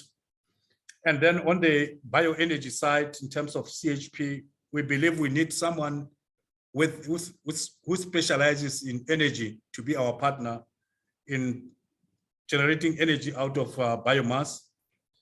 And thirdly, we're looking at engineered wood. We believe that we don't have that expertise. We need to work with a partner, strategic partner, to have engineered wood and build modern, sustainable, and environmentally friendly houses and multi-story buildings with engineered wood. So those are some of the projects that we believe that we need partnerships. And we are busy already. We are appointing some of them this month, partners, and then the first quarter of next financial year will be appointing some. I think in terms of plantable land, I did address that question. And then the seventh question from Honorable Gumede was the theft of timber. How much is the company losing? I don't have the figure with me. If the COO and CFO, I think they've been looking into that, if they can prepare to answer that question. And then in terms of learnerships, how do we do with or at the end of the programs, what happens to the learners at the end of the learnership programs? Some we absorb, but those that we can't absorb, unfortunately, then we have to let them go. In most cases, some of them get opportunities whilst they're still with us. But in the event that we don't have space, we let them go. Ideally, we would like to absorb all learners from the learnership programs. And we believe that when this diversification projects kick in, they are going to need skills. And these are the people who are going to have to move into those. That's why these strategic projects are so critical. And the executive HC will come in there to give more meat in terms of the numbers on the learnerships. And Honorable Isaac wanted to know in terms of what were the terms with the banks to fund us for CapEx projects. I think if the CFO can prepare to answer that one. And then the reduction of profit, that worries us, Honorable Member, that the profit has gone down. And it's mainly because of the revenue that dropped, because our customers' requirements dropped. Our customers are really struggling, so their demand dropped. And the other problem in terms of profitability is we had a very strange weather pattern or weather this financial year. For instance, this month of Feb, we had 2 weeks of difficulty. We couldn't operate, we couldn't get into plantations, especially in Mpumalanga, but across all our operations. Even now, some of the areas we can't access because they are still wet. So our business, it's a delicate business. We say we want rain so that we can plant. When it rains, we say, no, it must stop so that we can harvest. So we have to strike a balance there, but it really worries us. We are working hard to move that profit up. And we have actions in place to turn that around. The other question from Honorable Isaka was on the illegal mining in plantations. I think I did respond to it that we are partnering at 3 levels with the law enforcement, with the industry players, and with DMRE to tackle this problem. And we are happy to say we are making progress. And then the timber dollar reinvestment delayed. It's a very big problem for us. We thought we were moving 3 years ago because we thought we could go with a strategic partner, and then the strategy changed. Then we said we are going to do it ourselves, raise funding and do it ourselves. So when we went down, the funding institutions were saying no, they want first to see the CHP plant going before they can engage us. but now the CHP plant, we are appointing a partner. So already we're having the first meeting to talk about funding of the timber dollar mill in the next week or two. And then the other question, it was on consequence management implementation. I think that Chair of Audit and Risk did respond to that. We take that very seriously. If there are any findings of that requires consequence management, we implement without any hesitance. And Honorable Malinga wanted to know, in terms of land claims, what is the holdup? The land claims part is a tricky one for us because we are not responsible to resolve the land claims, but we support the departments to conclude the land claims. So the Department of Rural Development is the one that is responsible through Land Commission. What we do from our side is to partner with communities and land claimants equally, so that when the claim is resolved, whether positively or negatively, but we have a relationship with them so that we have a preferred partner for the land claimants, successful land claimants. And we try in every forum that we meet to ask them to fast track this, because we have 57 of our plantations under claim. And then Honorable Malinga wanted to know in terms of bursaries. I think my colleague will come in terms of where they come from and the criteria we use.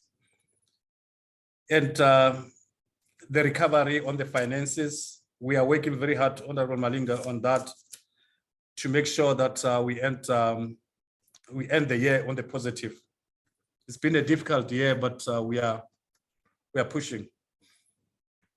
And Honorable Mkwanazi, you wanted to know in terms of how the entity is addressing audit findings. Chair of Audit and Risk and the CAE, I think, addressed that one. And then the cash flow management, that was the second question.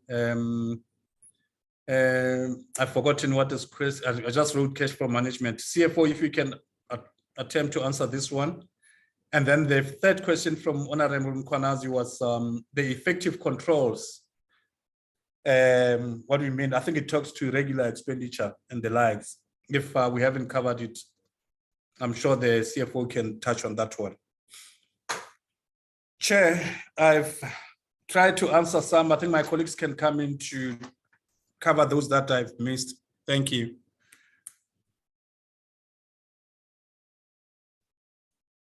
Thank you, CEO. Can I check if among your colleagues there is anyone who still want to say something?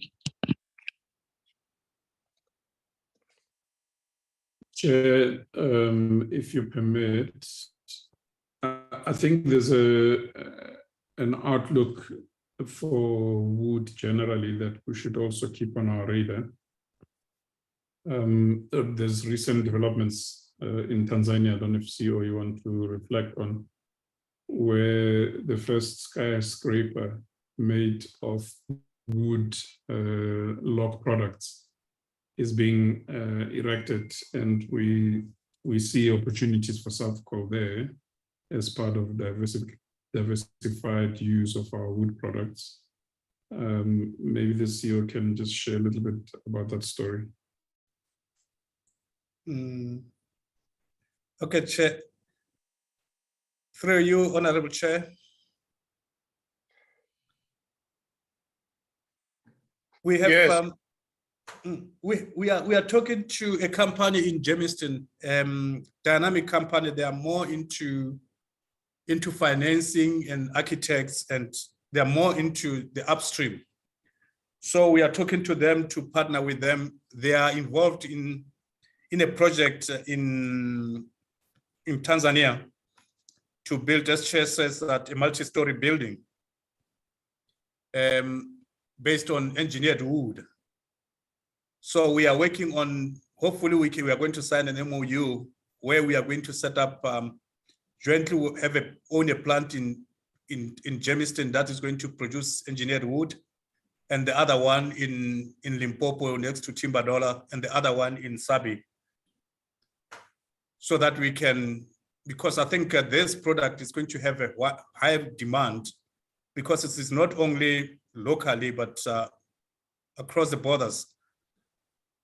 And we're hoping to conclude this this deal in the next 1 month or to 2 months, so that we can play in that space. That's part of the diversification that we are talking about, that we are going to need more trees to respond to this high demand space. Thank you, Chair. Thank you very much, CEO. I'm raising this, Chair, because I think these are some of the projects perhaps broadly needs to be thought of.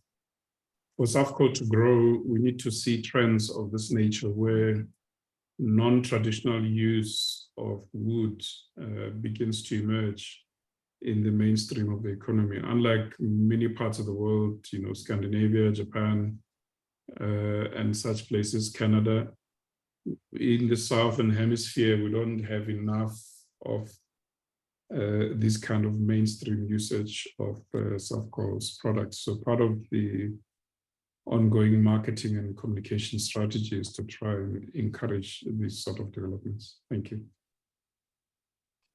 Thank you, Chairperson. Honorable members, I would like to check if there is any member that would love to take a second bite, just a minute or two each.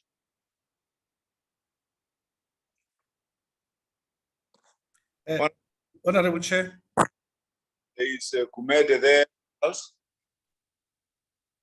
There is Honorable Piri.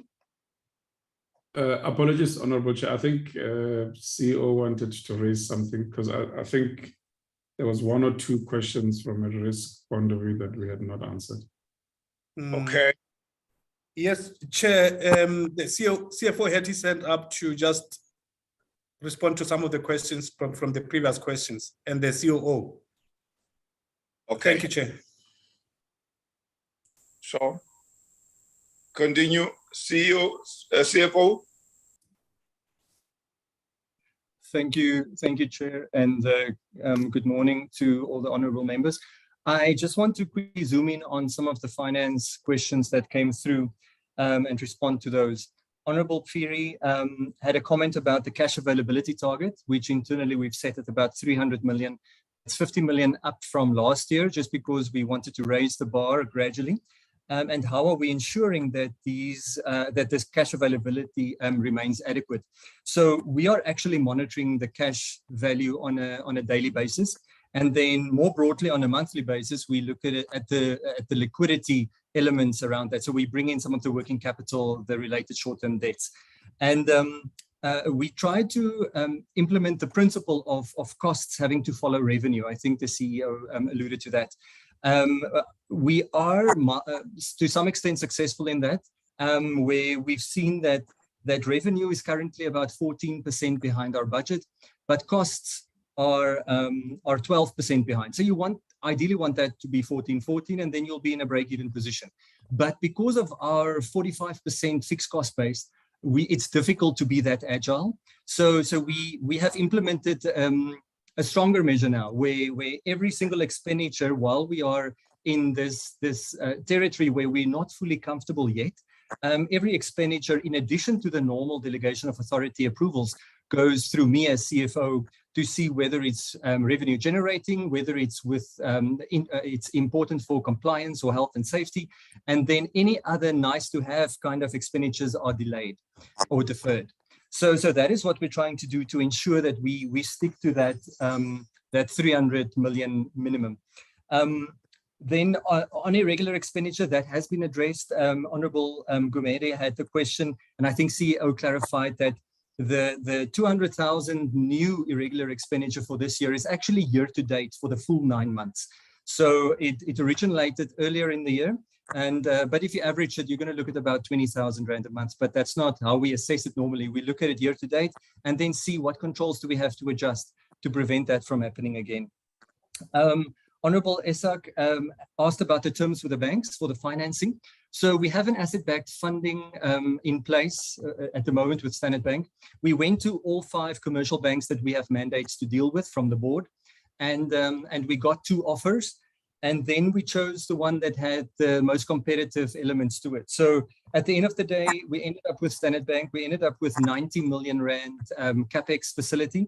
It's over 5 years, and it's at a rate of prime plus 0.9. So it's the best rate that we've seen in the last 5 years. And it's because they could see from the 2022 results that we have turned around the business and we are generating cash, free cash to service debt as we go along. So that is the terms that we have with the banks. And we've talked about irregular expenditure, and just to add one little element to that, we obviously had an external expert, for the sake of objectivity, do a determination test around irregular expenditure, and we then are now in the process of implementing all of those recommendations.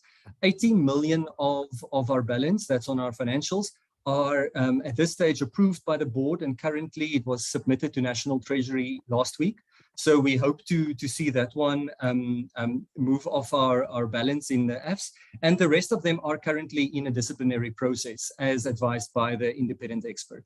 So we are, as the CEO also mentioned, we are constantly monitoring and actioning this to drive it to closure so that we can reduce that balance now that we've got such an improved control over new irregular expenditure. Profitability, I think Honorable Asek asked about it, as well as Honorable Malinga. Just shortly, we obviously had the processing revenues not really being where we anticipated it being, and with the log volumes that have reduced from some of our key customers, we have tried to redirect that, but unlike last year, we're struggling with the current challenges operationally to overcompensate for that processing revenue. So we are well aware of this challenge, and we are trying to debottleneck any of those revenue streams to make sure that we materialize those revenues.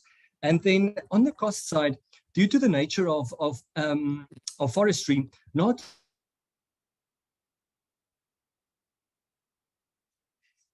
all costs that we go through. And this year, there was quite a significant catch-up on some of the activities that we couldn't do last year, silviculture kind of activities, and FSC kind of compliance activities. So this year, we caught up with a lot of them to remain compliant within the cycle. And that is now contributing to the fact that we are also seeing this dip in revenue and the associated dip in cash.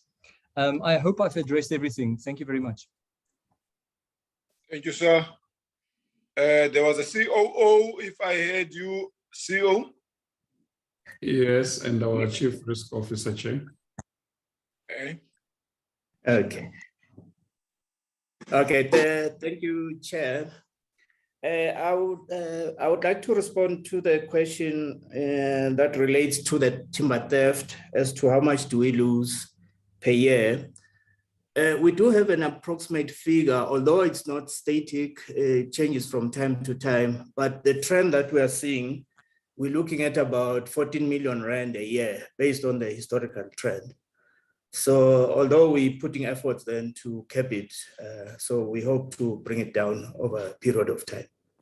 Yeah, thank you, Chair. That's the only question I wanted to respond to. Thank you. Christelle, our Chief Risk Officer. Thank you, Chair, and good morning to all the members. I would like to just give a little bit of a background and how we're approaching our risk management program in Safcol. So it consists of 3 distinct focus areas. And the first one is to give the business the tools to align risk decisions right from shareholder, board, management and employee level to the lowest level in the organization. So that risk appetite framework is directly linked to our strategy. So we realized that we can't make risk decisions in the boardroom and expect people to act in accordance. So to Honorable Kashalia's point, we have now implemented and fully operationalized the risk appetite framework, which then drives the second element, which is the risk culture. So at the lowest levels in the plantations, colleagues are making risk and security and safety decisions in alignment with what the shareholder and the board expects. That then brings us to the actual management of the risks, which CEO has touched on quite comprehensively. But just to add, in terms of external impact, we update the ARC every quarter, and we're looking at specific elements at this point from the global economic trends, which we all are fairly familiar with. Ukraine-Russia impacts, inflationary pressures in South Africa, the Inlulamiti scenarios, where we know that pressure comes to our employees and our operations from things like us entering into the Gwara scenario, grey listing, increased cost of doing business in South Africa, and also some speed of decision making in South Africa, interdepartmental policies around forestry and mining, etc. And the decisions taken in at a national policy level that could impact us in our long-term business cycle, as well as our 50-50 strategy. That's from an outside-in view. So from an inside-out view, we're also strongly focusing on building an ethical, safety, risk, and high-performance culture.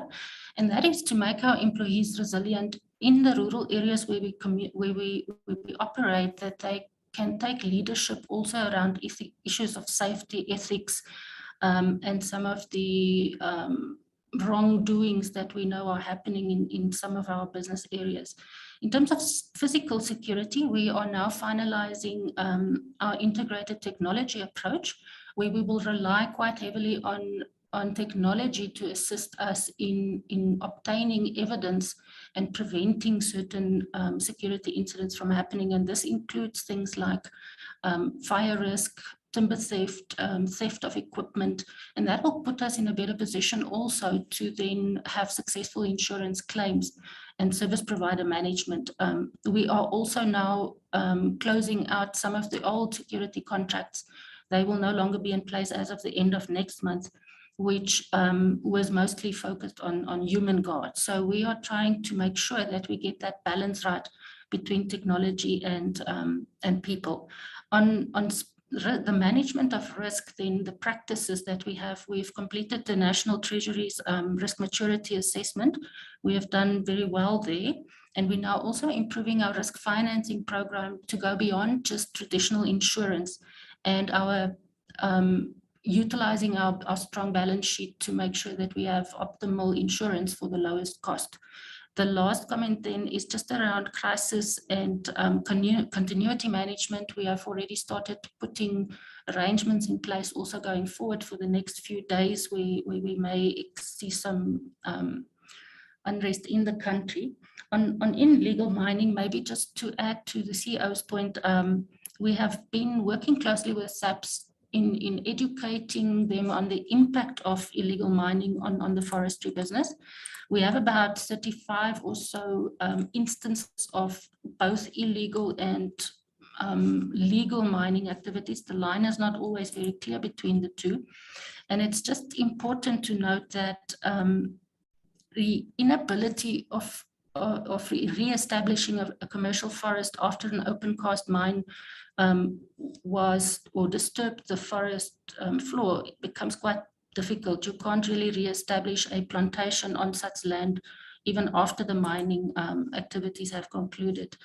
In terms of us working with the DMRE on that, I think this is quite a high focus area, and we've also asked DPE is supporting us in working with DFFE and DMRE to have some interdepartmental collaboration on that. I think I've addressed everything, Chair and CEO. Thanks. I don't know, if there's anybody else on the team that has anything to add before we hand back to the Chair. Yes, Chair, the last person is the Executive HC. If she can come in, and then we'll be done from our side. Thank you, Chair. Thank you. Morning, Chair, morning, members, and to the board members as well, good morning. My name is Timakatso. The surname is Moseko. I have logged in as FDMO. I think my part is just to add on what the CEO has said around and close the gap in terms of the spread, in terms of the pie of the bursaries for Safcol. So I will just share with the members. Just quickly.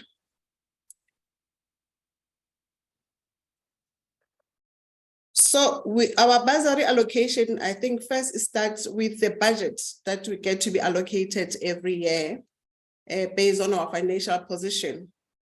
So for this financial year, we had about 40 bursary allocation that we can provide to the members of Safcol and to the external members of Safcol, which is the employees and also the dependents of our employees. I'm not so sure, Chair, if I'm projecting to the screen. Let's show. It's not coming out yet.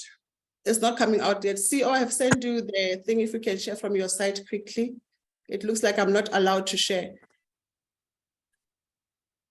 Okay, send it to Desang.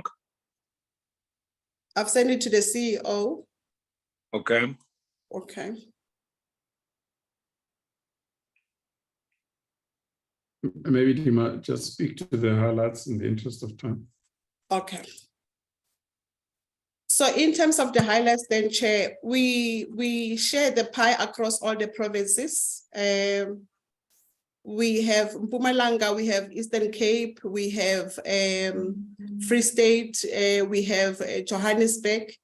It would be good if we can just see the entire CEO. So it's not only limited to Johannesburg, it's not only limited to Mpumalanga, we share across all the provinces. We prioritize our communities, we prioritize people living with disability. We prioritize those disadvantaged group of employees where their families are orphaned. That is how the pie gets to be shared. I think in a nutshell, I'll just keep it there then. Thank you. Thank you. Thanks. Asibonanga le pie. Asibonanga le pie sihlalo. It was just somebody talking. I think there's a glitch between our side and the committee secretary. We hand back over to you, Honorable Chair. Yeah, honorable members, I have identified 2 members who wanted to just make a follow-up. Very short, because our time is about to be pressing. Honorable Kumede, followed by Honorable Perry. Thank you, Chair, for an opportunity. One, I just needed to confirm, are we talking millions here or are we talking billions, right? That's one, not unless there is a confusion somewhere. A critical question which was very important to ask. Your DIFR has shown an increase from 1.65 to 7.2. In that case, do we have any fatalities in terms of accidents and all that? Because if it is that much high, it may have indicated that, or perhaps the injuries, if you may just explain that one to us. The other question is, I've looked at your strategic projects. Some projects like mechanization, yes, they've met the deadlines, but other projects won't meet the deadline, 31st of March. They will obviously go beyond.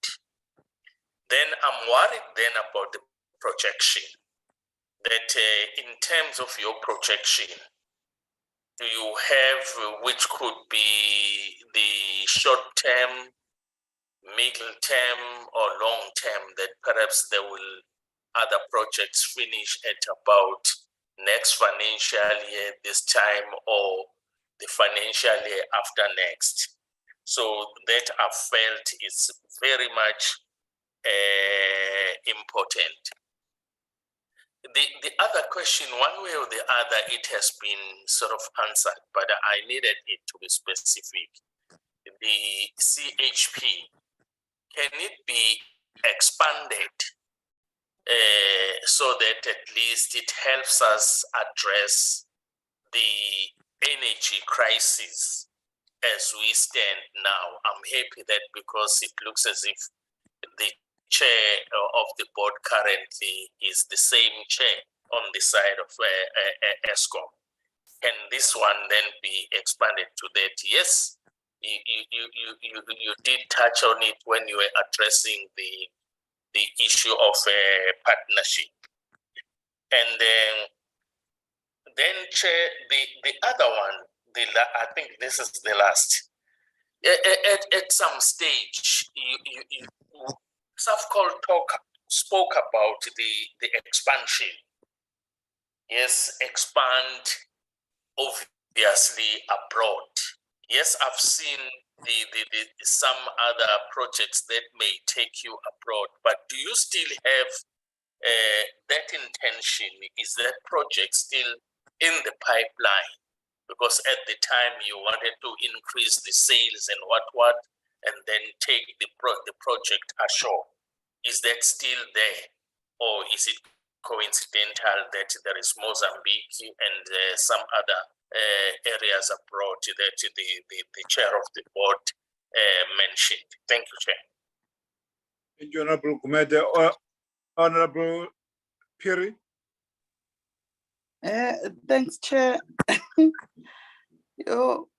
It's one. I'll start with the last clarity, which is the pie that Umalinga really questioned that while she was speaking on the pie. I became specific on my question, Chair, and I could not hear the response talking about Limpopo. I said in particular the community of Achivase, which is Yovembe and Tsanin, but unfortunately the screen and while the chair was apologizing, but I've got a keen interest on that. Specifically, I wanted to understand the beneficiaries of Limpopo in particular. Maybe we'll get it through soft copies after that because it's not displayed. But Chair, allow me to also echo the sentiment of Ubab Gumede. I thought they'll elaborate further based on the intertwined chairperson of the board in terms of your electricity. Yes, it might be on the CHP, HP, but there's an article that the CEO and that has been quoted saying load shedding really has impacted negatively in the processing operation, which it whipped their off margin in the business, and that is contributed with 20%. So I wanted to check with them, do they have a mitigation strategy in place, or they started to implement that to deal with the impact of the load shedding so that their business cannot start to not to operate well as we are praising them, because it is really an element of if we'll have an excuse of load shedding that we know all of us, we're still going to face that in the next 2 years or so. Lastly, Chair, with the timber dollar project, in most of their presentations back then, they were saying it's really a strategic project, which they consider, as Gumede have said, to increase their revenue. But and I want to check, because there's a delay. There's somewhere where they will talk about it being delayed. So why is it delayed for such a long time and not being implemented so that it can enhance their revenue. But Chair, what is so worrying, it's I don't know how best does the Chair share the hiccups in ESCOM versus an advising at Safcol so that they can operate better. I'm expecting to get a proper and a thorough answer in terms of dealing with load shedding hindering their production. Thanks, Chair. Thank you, Honorable Perry. I will give you as CEO, but also just expand or explain the connection between this CHP project and the timber dollar. How are they related? And whether they are also operating together and so on. Can you just clarify on this? Thank you, CEO. Yeah, Chair, thank you very much. Let me just dispense with the ESCOM matter. My humble request to honorable members is that let Safcol have its day today and let's celebrate the good work done at Safcol and not let our challenges elsewhere spill over into this conversation. But the Chief Operating Officer and the CEO should be able to respond extensively in terms of how Safcol is mitigating the challenges that the country is facing of load shedding. Over to you, CEO. Chair, don't look innocent. CEO.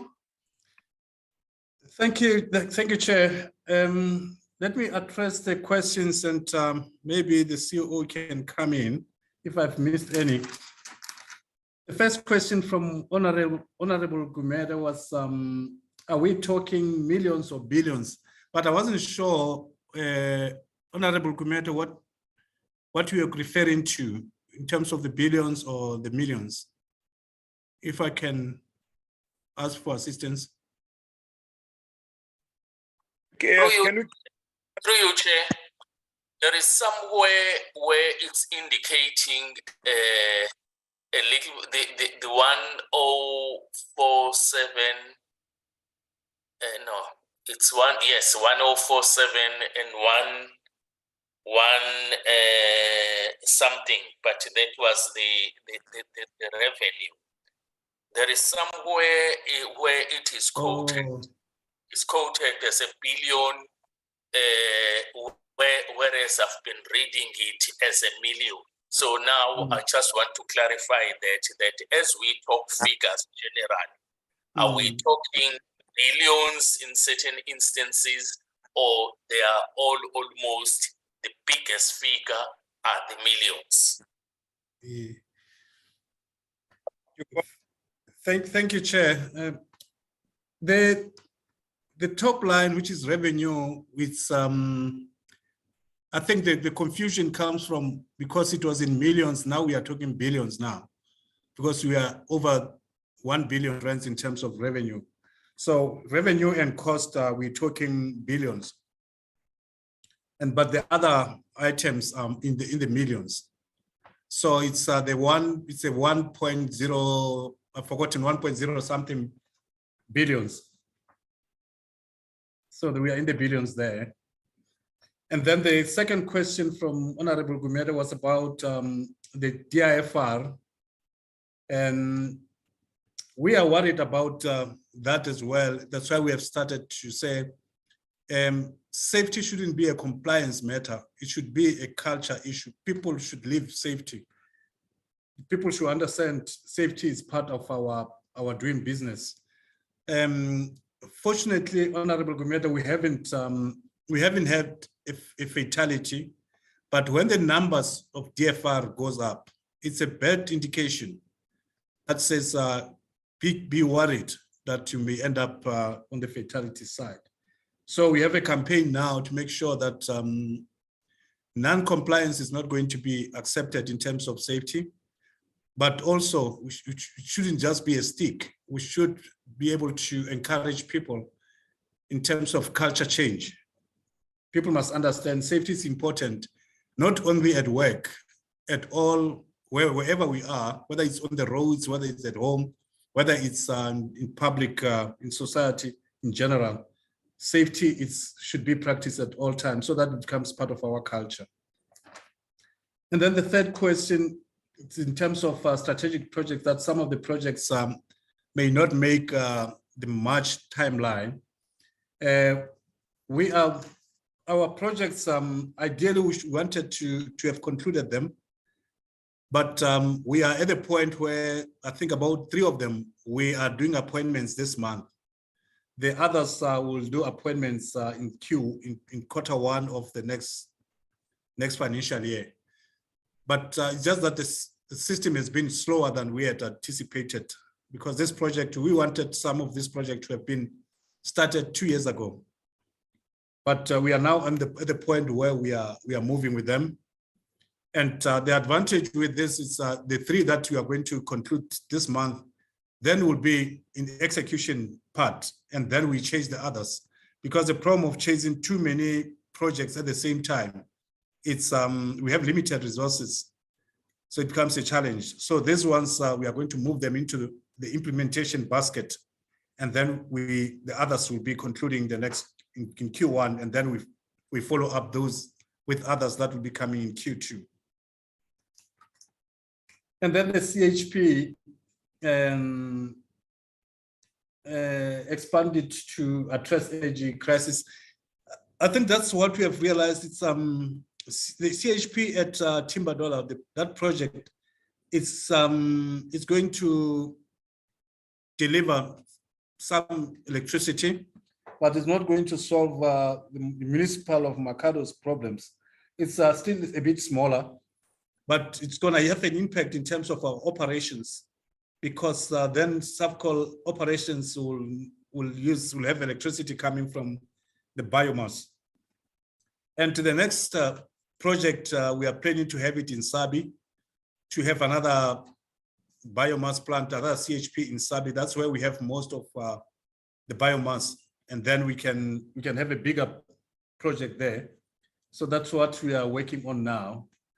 And we want to partner with industry players so that we can have a sizable plant for energy generation. And then the fifth question from Honorable Gumede was about the expansion, whether it's still part of our strategy to expand into other countries. It's still part of our strategy, but it's not an urgent matter, because we thought, let's look at our operations in South Africa, because if we can't operate well in South Africa, it doesn't help us to go and have a subsidiary in Gabon when we can't even operate well here at home. So we thought we should clean up, stabilize this business, and then this should be a strong base for expansion. And we are at the point now where we are expanding our operations in Mozambique. We have three wonderful opportunities of expansion in Mozambique. And with that, then it will be, the next part is, let's look at what we can do in Zim, what we can do in Tanzania, and that will be coming. So it's just that it had to take a back bench a little bit so that we can move with optimizing and improving our operations locally. And then Honorable Piri, the BESAs, I think we'll provide that information. You wanted to know whether Chivase, young people from Chivase and from Zanin, from Vembe district, we are impacting the young people from those areas, but we'll share those numbers. And then mitigation against load shedding. Load shedding impacts us only at the mill. Because when the mill goes down, then we can't operate. But we have bought gensets, generators that in the event of load shedding, then we can turn on the genset to operate. Because some of these machines, they don't like to be switched on and off. So especially if it's old machines, then they take a hiding. But we have a mitigation for that. But ideally would like to have a solution that is not using diesel, because diesel is expensive, especially if you have to run for long hours. We're thinking of why don't we have solar in the short term. But we thought because now we are going to have CHP, which is moving with speed. CHP is going to replace the genset, so we are going to supply our own electricity from the CHP plant. And then the Timber Dollar project delay, Honorable Piri wanted to know why is this project. I think it's been a change of strategy as well, because some 3 years ago we had some interest of strategic partners who wanted to come in to partner with us, coming with financing and technical solution. But then we changed the strategy to say we are going to finance it ourselves and build it ourselves, so that we don't have external parties onto the project. That took a bit longer, but at least now we are at a point, because when we were going to the market to raise funding for Timber Dollar, then the market was saying, no, there's a dependency for Timber Dollar project. The dependency is the CHP. If we have the CHP in place, this is going to be a very profitable project. But if you don't have the CHP in place, it's going to be a difficult project for you. So make sure that you get the CHP, and then Timber Dollar will be easy to finance. So we're at a point now where CHP will move into implementation. Then we can get the financing institutions on board, and then we can go and implement the upgrade of the Timber Dollar plant. And then, Honorable Chair, you wanted to know what is the relationship between CHP and Timber Dollar. The CHP plant is it's a plant that uses the offcuts, the timber that comes off the mill when we are processing lumber. We are going to use that timber, and then the other timber from the plantations. We use that, we put it into a machine that converts that timber into electricity and steam to use in the mill. So it's a combined heat and power.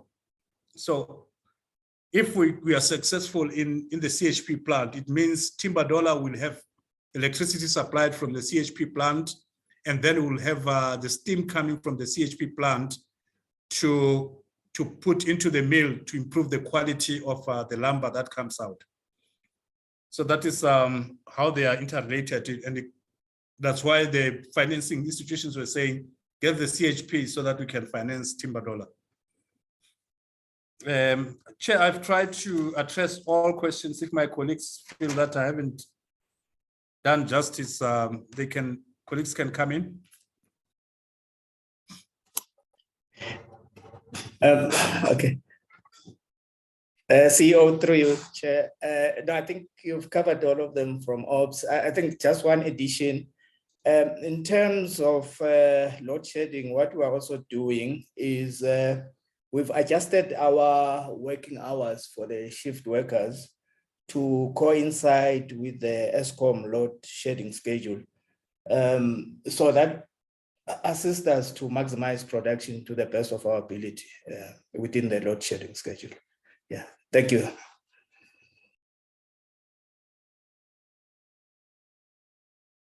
Okay, honorable members, I think that's the end of engaging the presentation by Safcol. And on that note, I will have to ask the Deputy Minister if he has anything to say before we go towards the end of our session.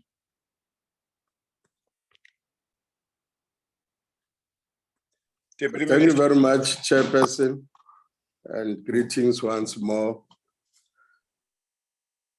No, much of the issues that were raised were more related to the functioning, the performance, the management, and whether the entity is able to achieve its intended objectives. And I think they were all answered by the team with the support of the chairperson here.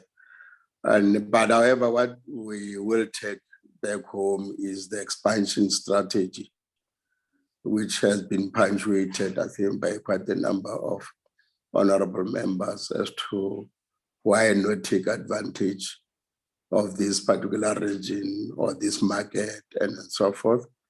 We will have to then retreat and then relook at that expansion or growth strategy beyond the areas where we are operational. SADC and the Africa Free Continental Agreement also, what does it offer? Can we even expand to go that far? And I think it's a wise recommendation that the board and the management can really begin to start reflecting on that expansion. I know that Africa is known to be having a lot of timber, and particularly Central Africa, which include the CEMAC region, as they call it, Cameroon, Gabon, and all those things. And when we are in those areas, you can see that size of timber that leaves Africa to France in particular, to Europe, where jobs are created, where the furniture industry and other use of timber is expanding in a bigger way and continuously.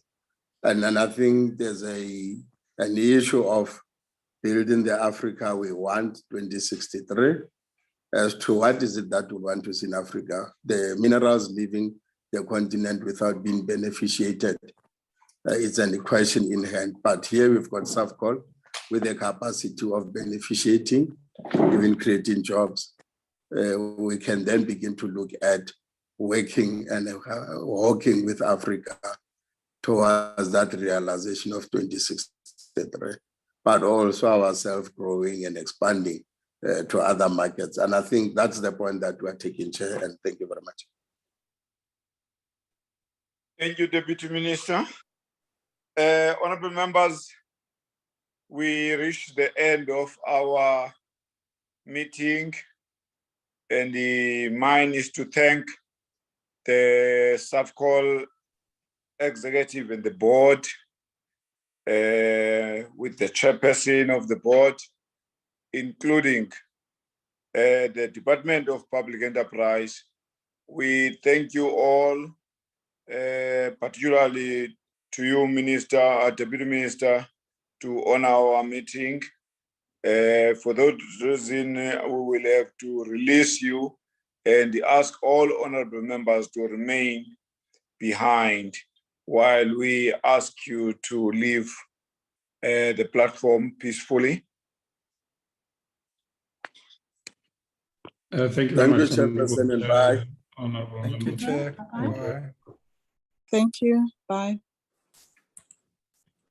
Thank you. Bye. Yes, thank you, honorable members. Now we have to get to the minutes of the previous meeting to be presented by the Secretary of the Committee, Mr. Muchumi.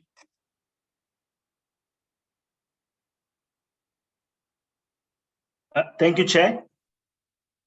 I've got two sets of minutes. It's the minutes of the 1st of March, which was a briefing by DPE on issues emanating from the SONA. Also, the progress on the business rescue proceedings at Mango. Those are members of the committee that were present in the meeting.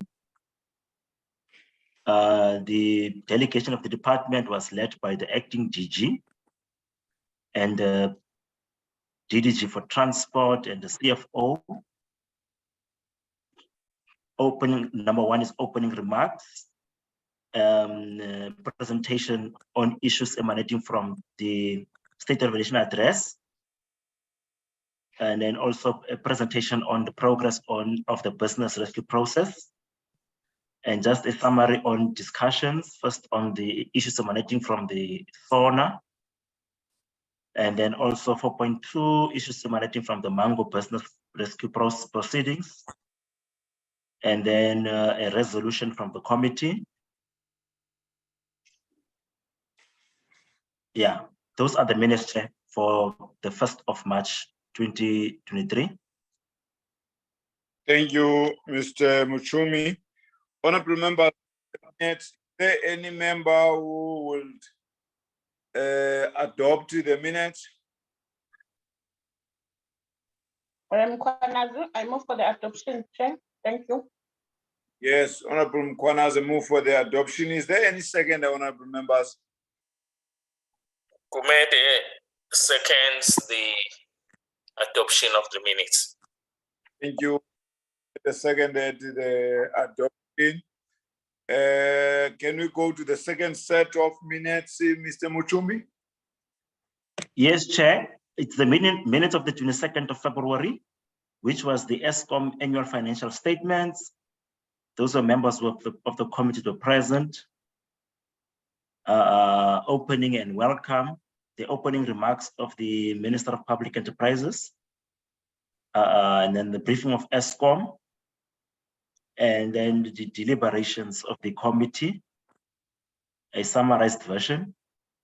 And then a resolution of the committee in terms of the issues that were raised in the committee in the meeting. And then the consideration adoption of minutes for the 1st of February and the 7th of February.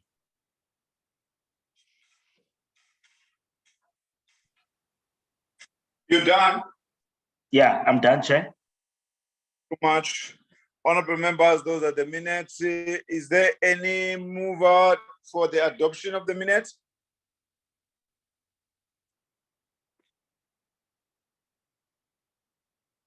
Honorable Chair, I move that the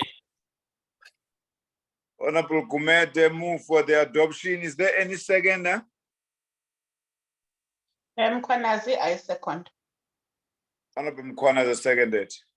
That's the end of our meeting, honorable members. Thank you very much for your presence and participation in this portfolio committee meeting of the public enterprises on the 15th of March 2023. The meeting stands to be adjourned. In the pie. long live the chair.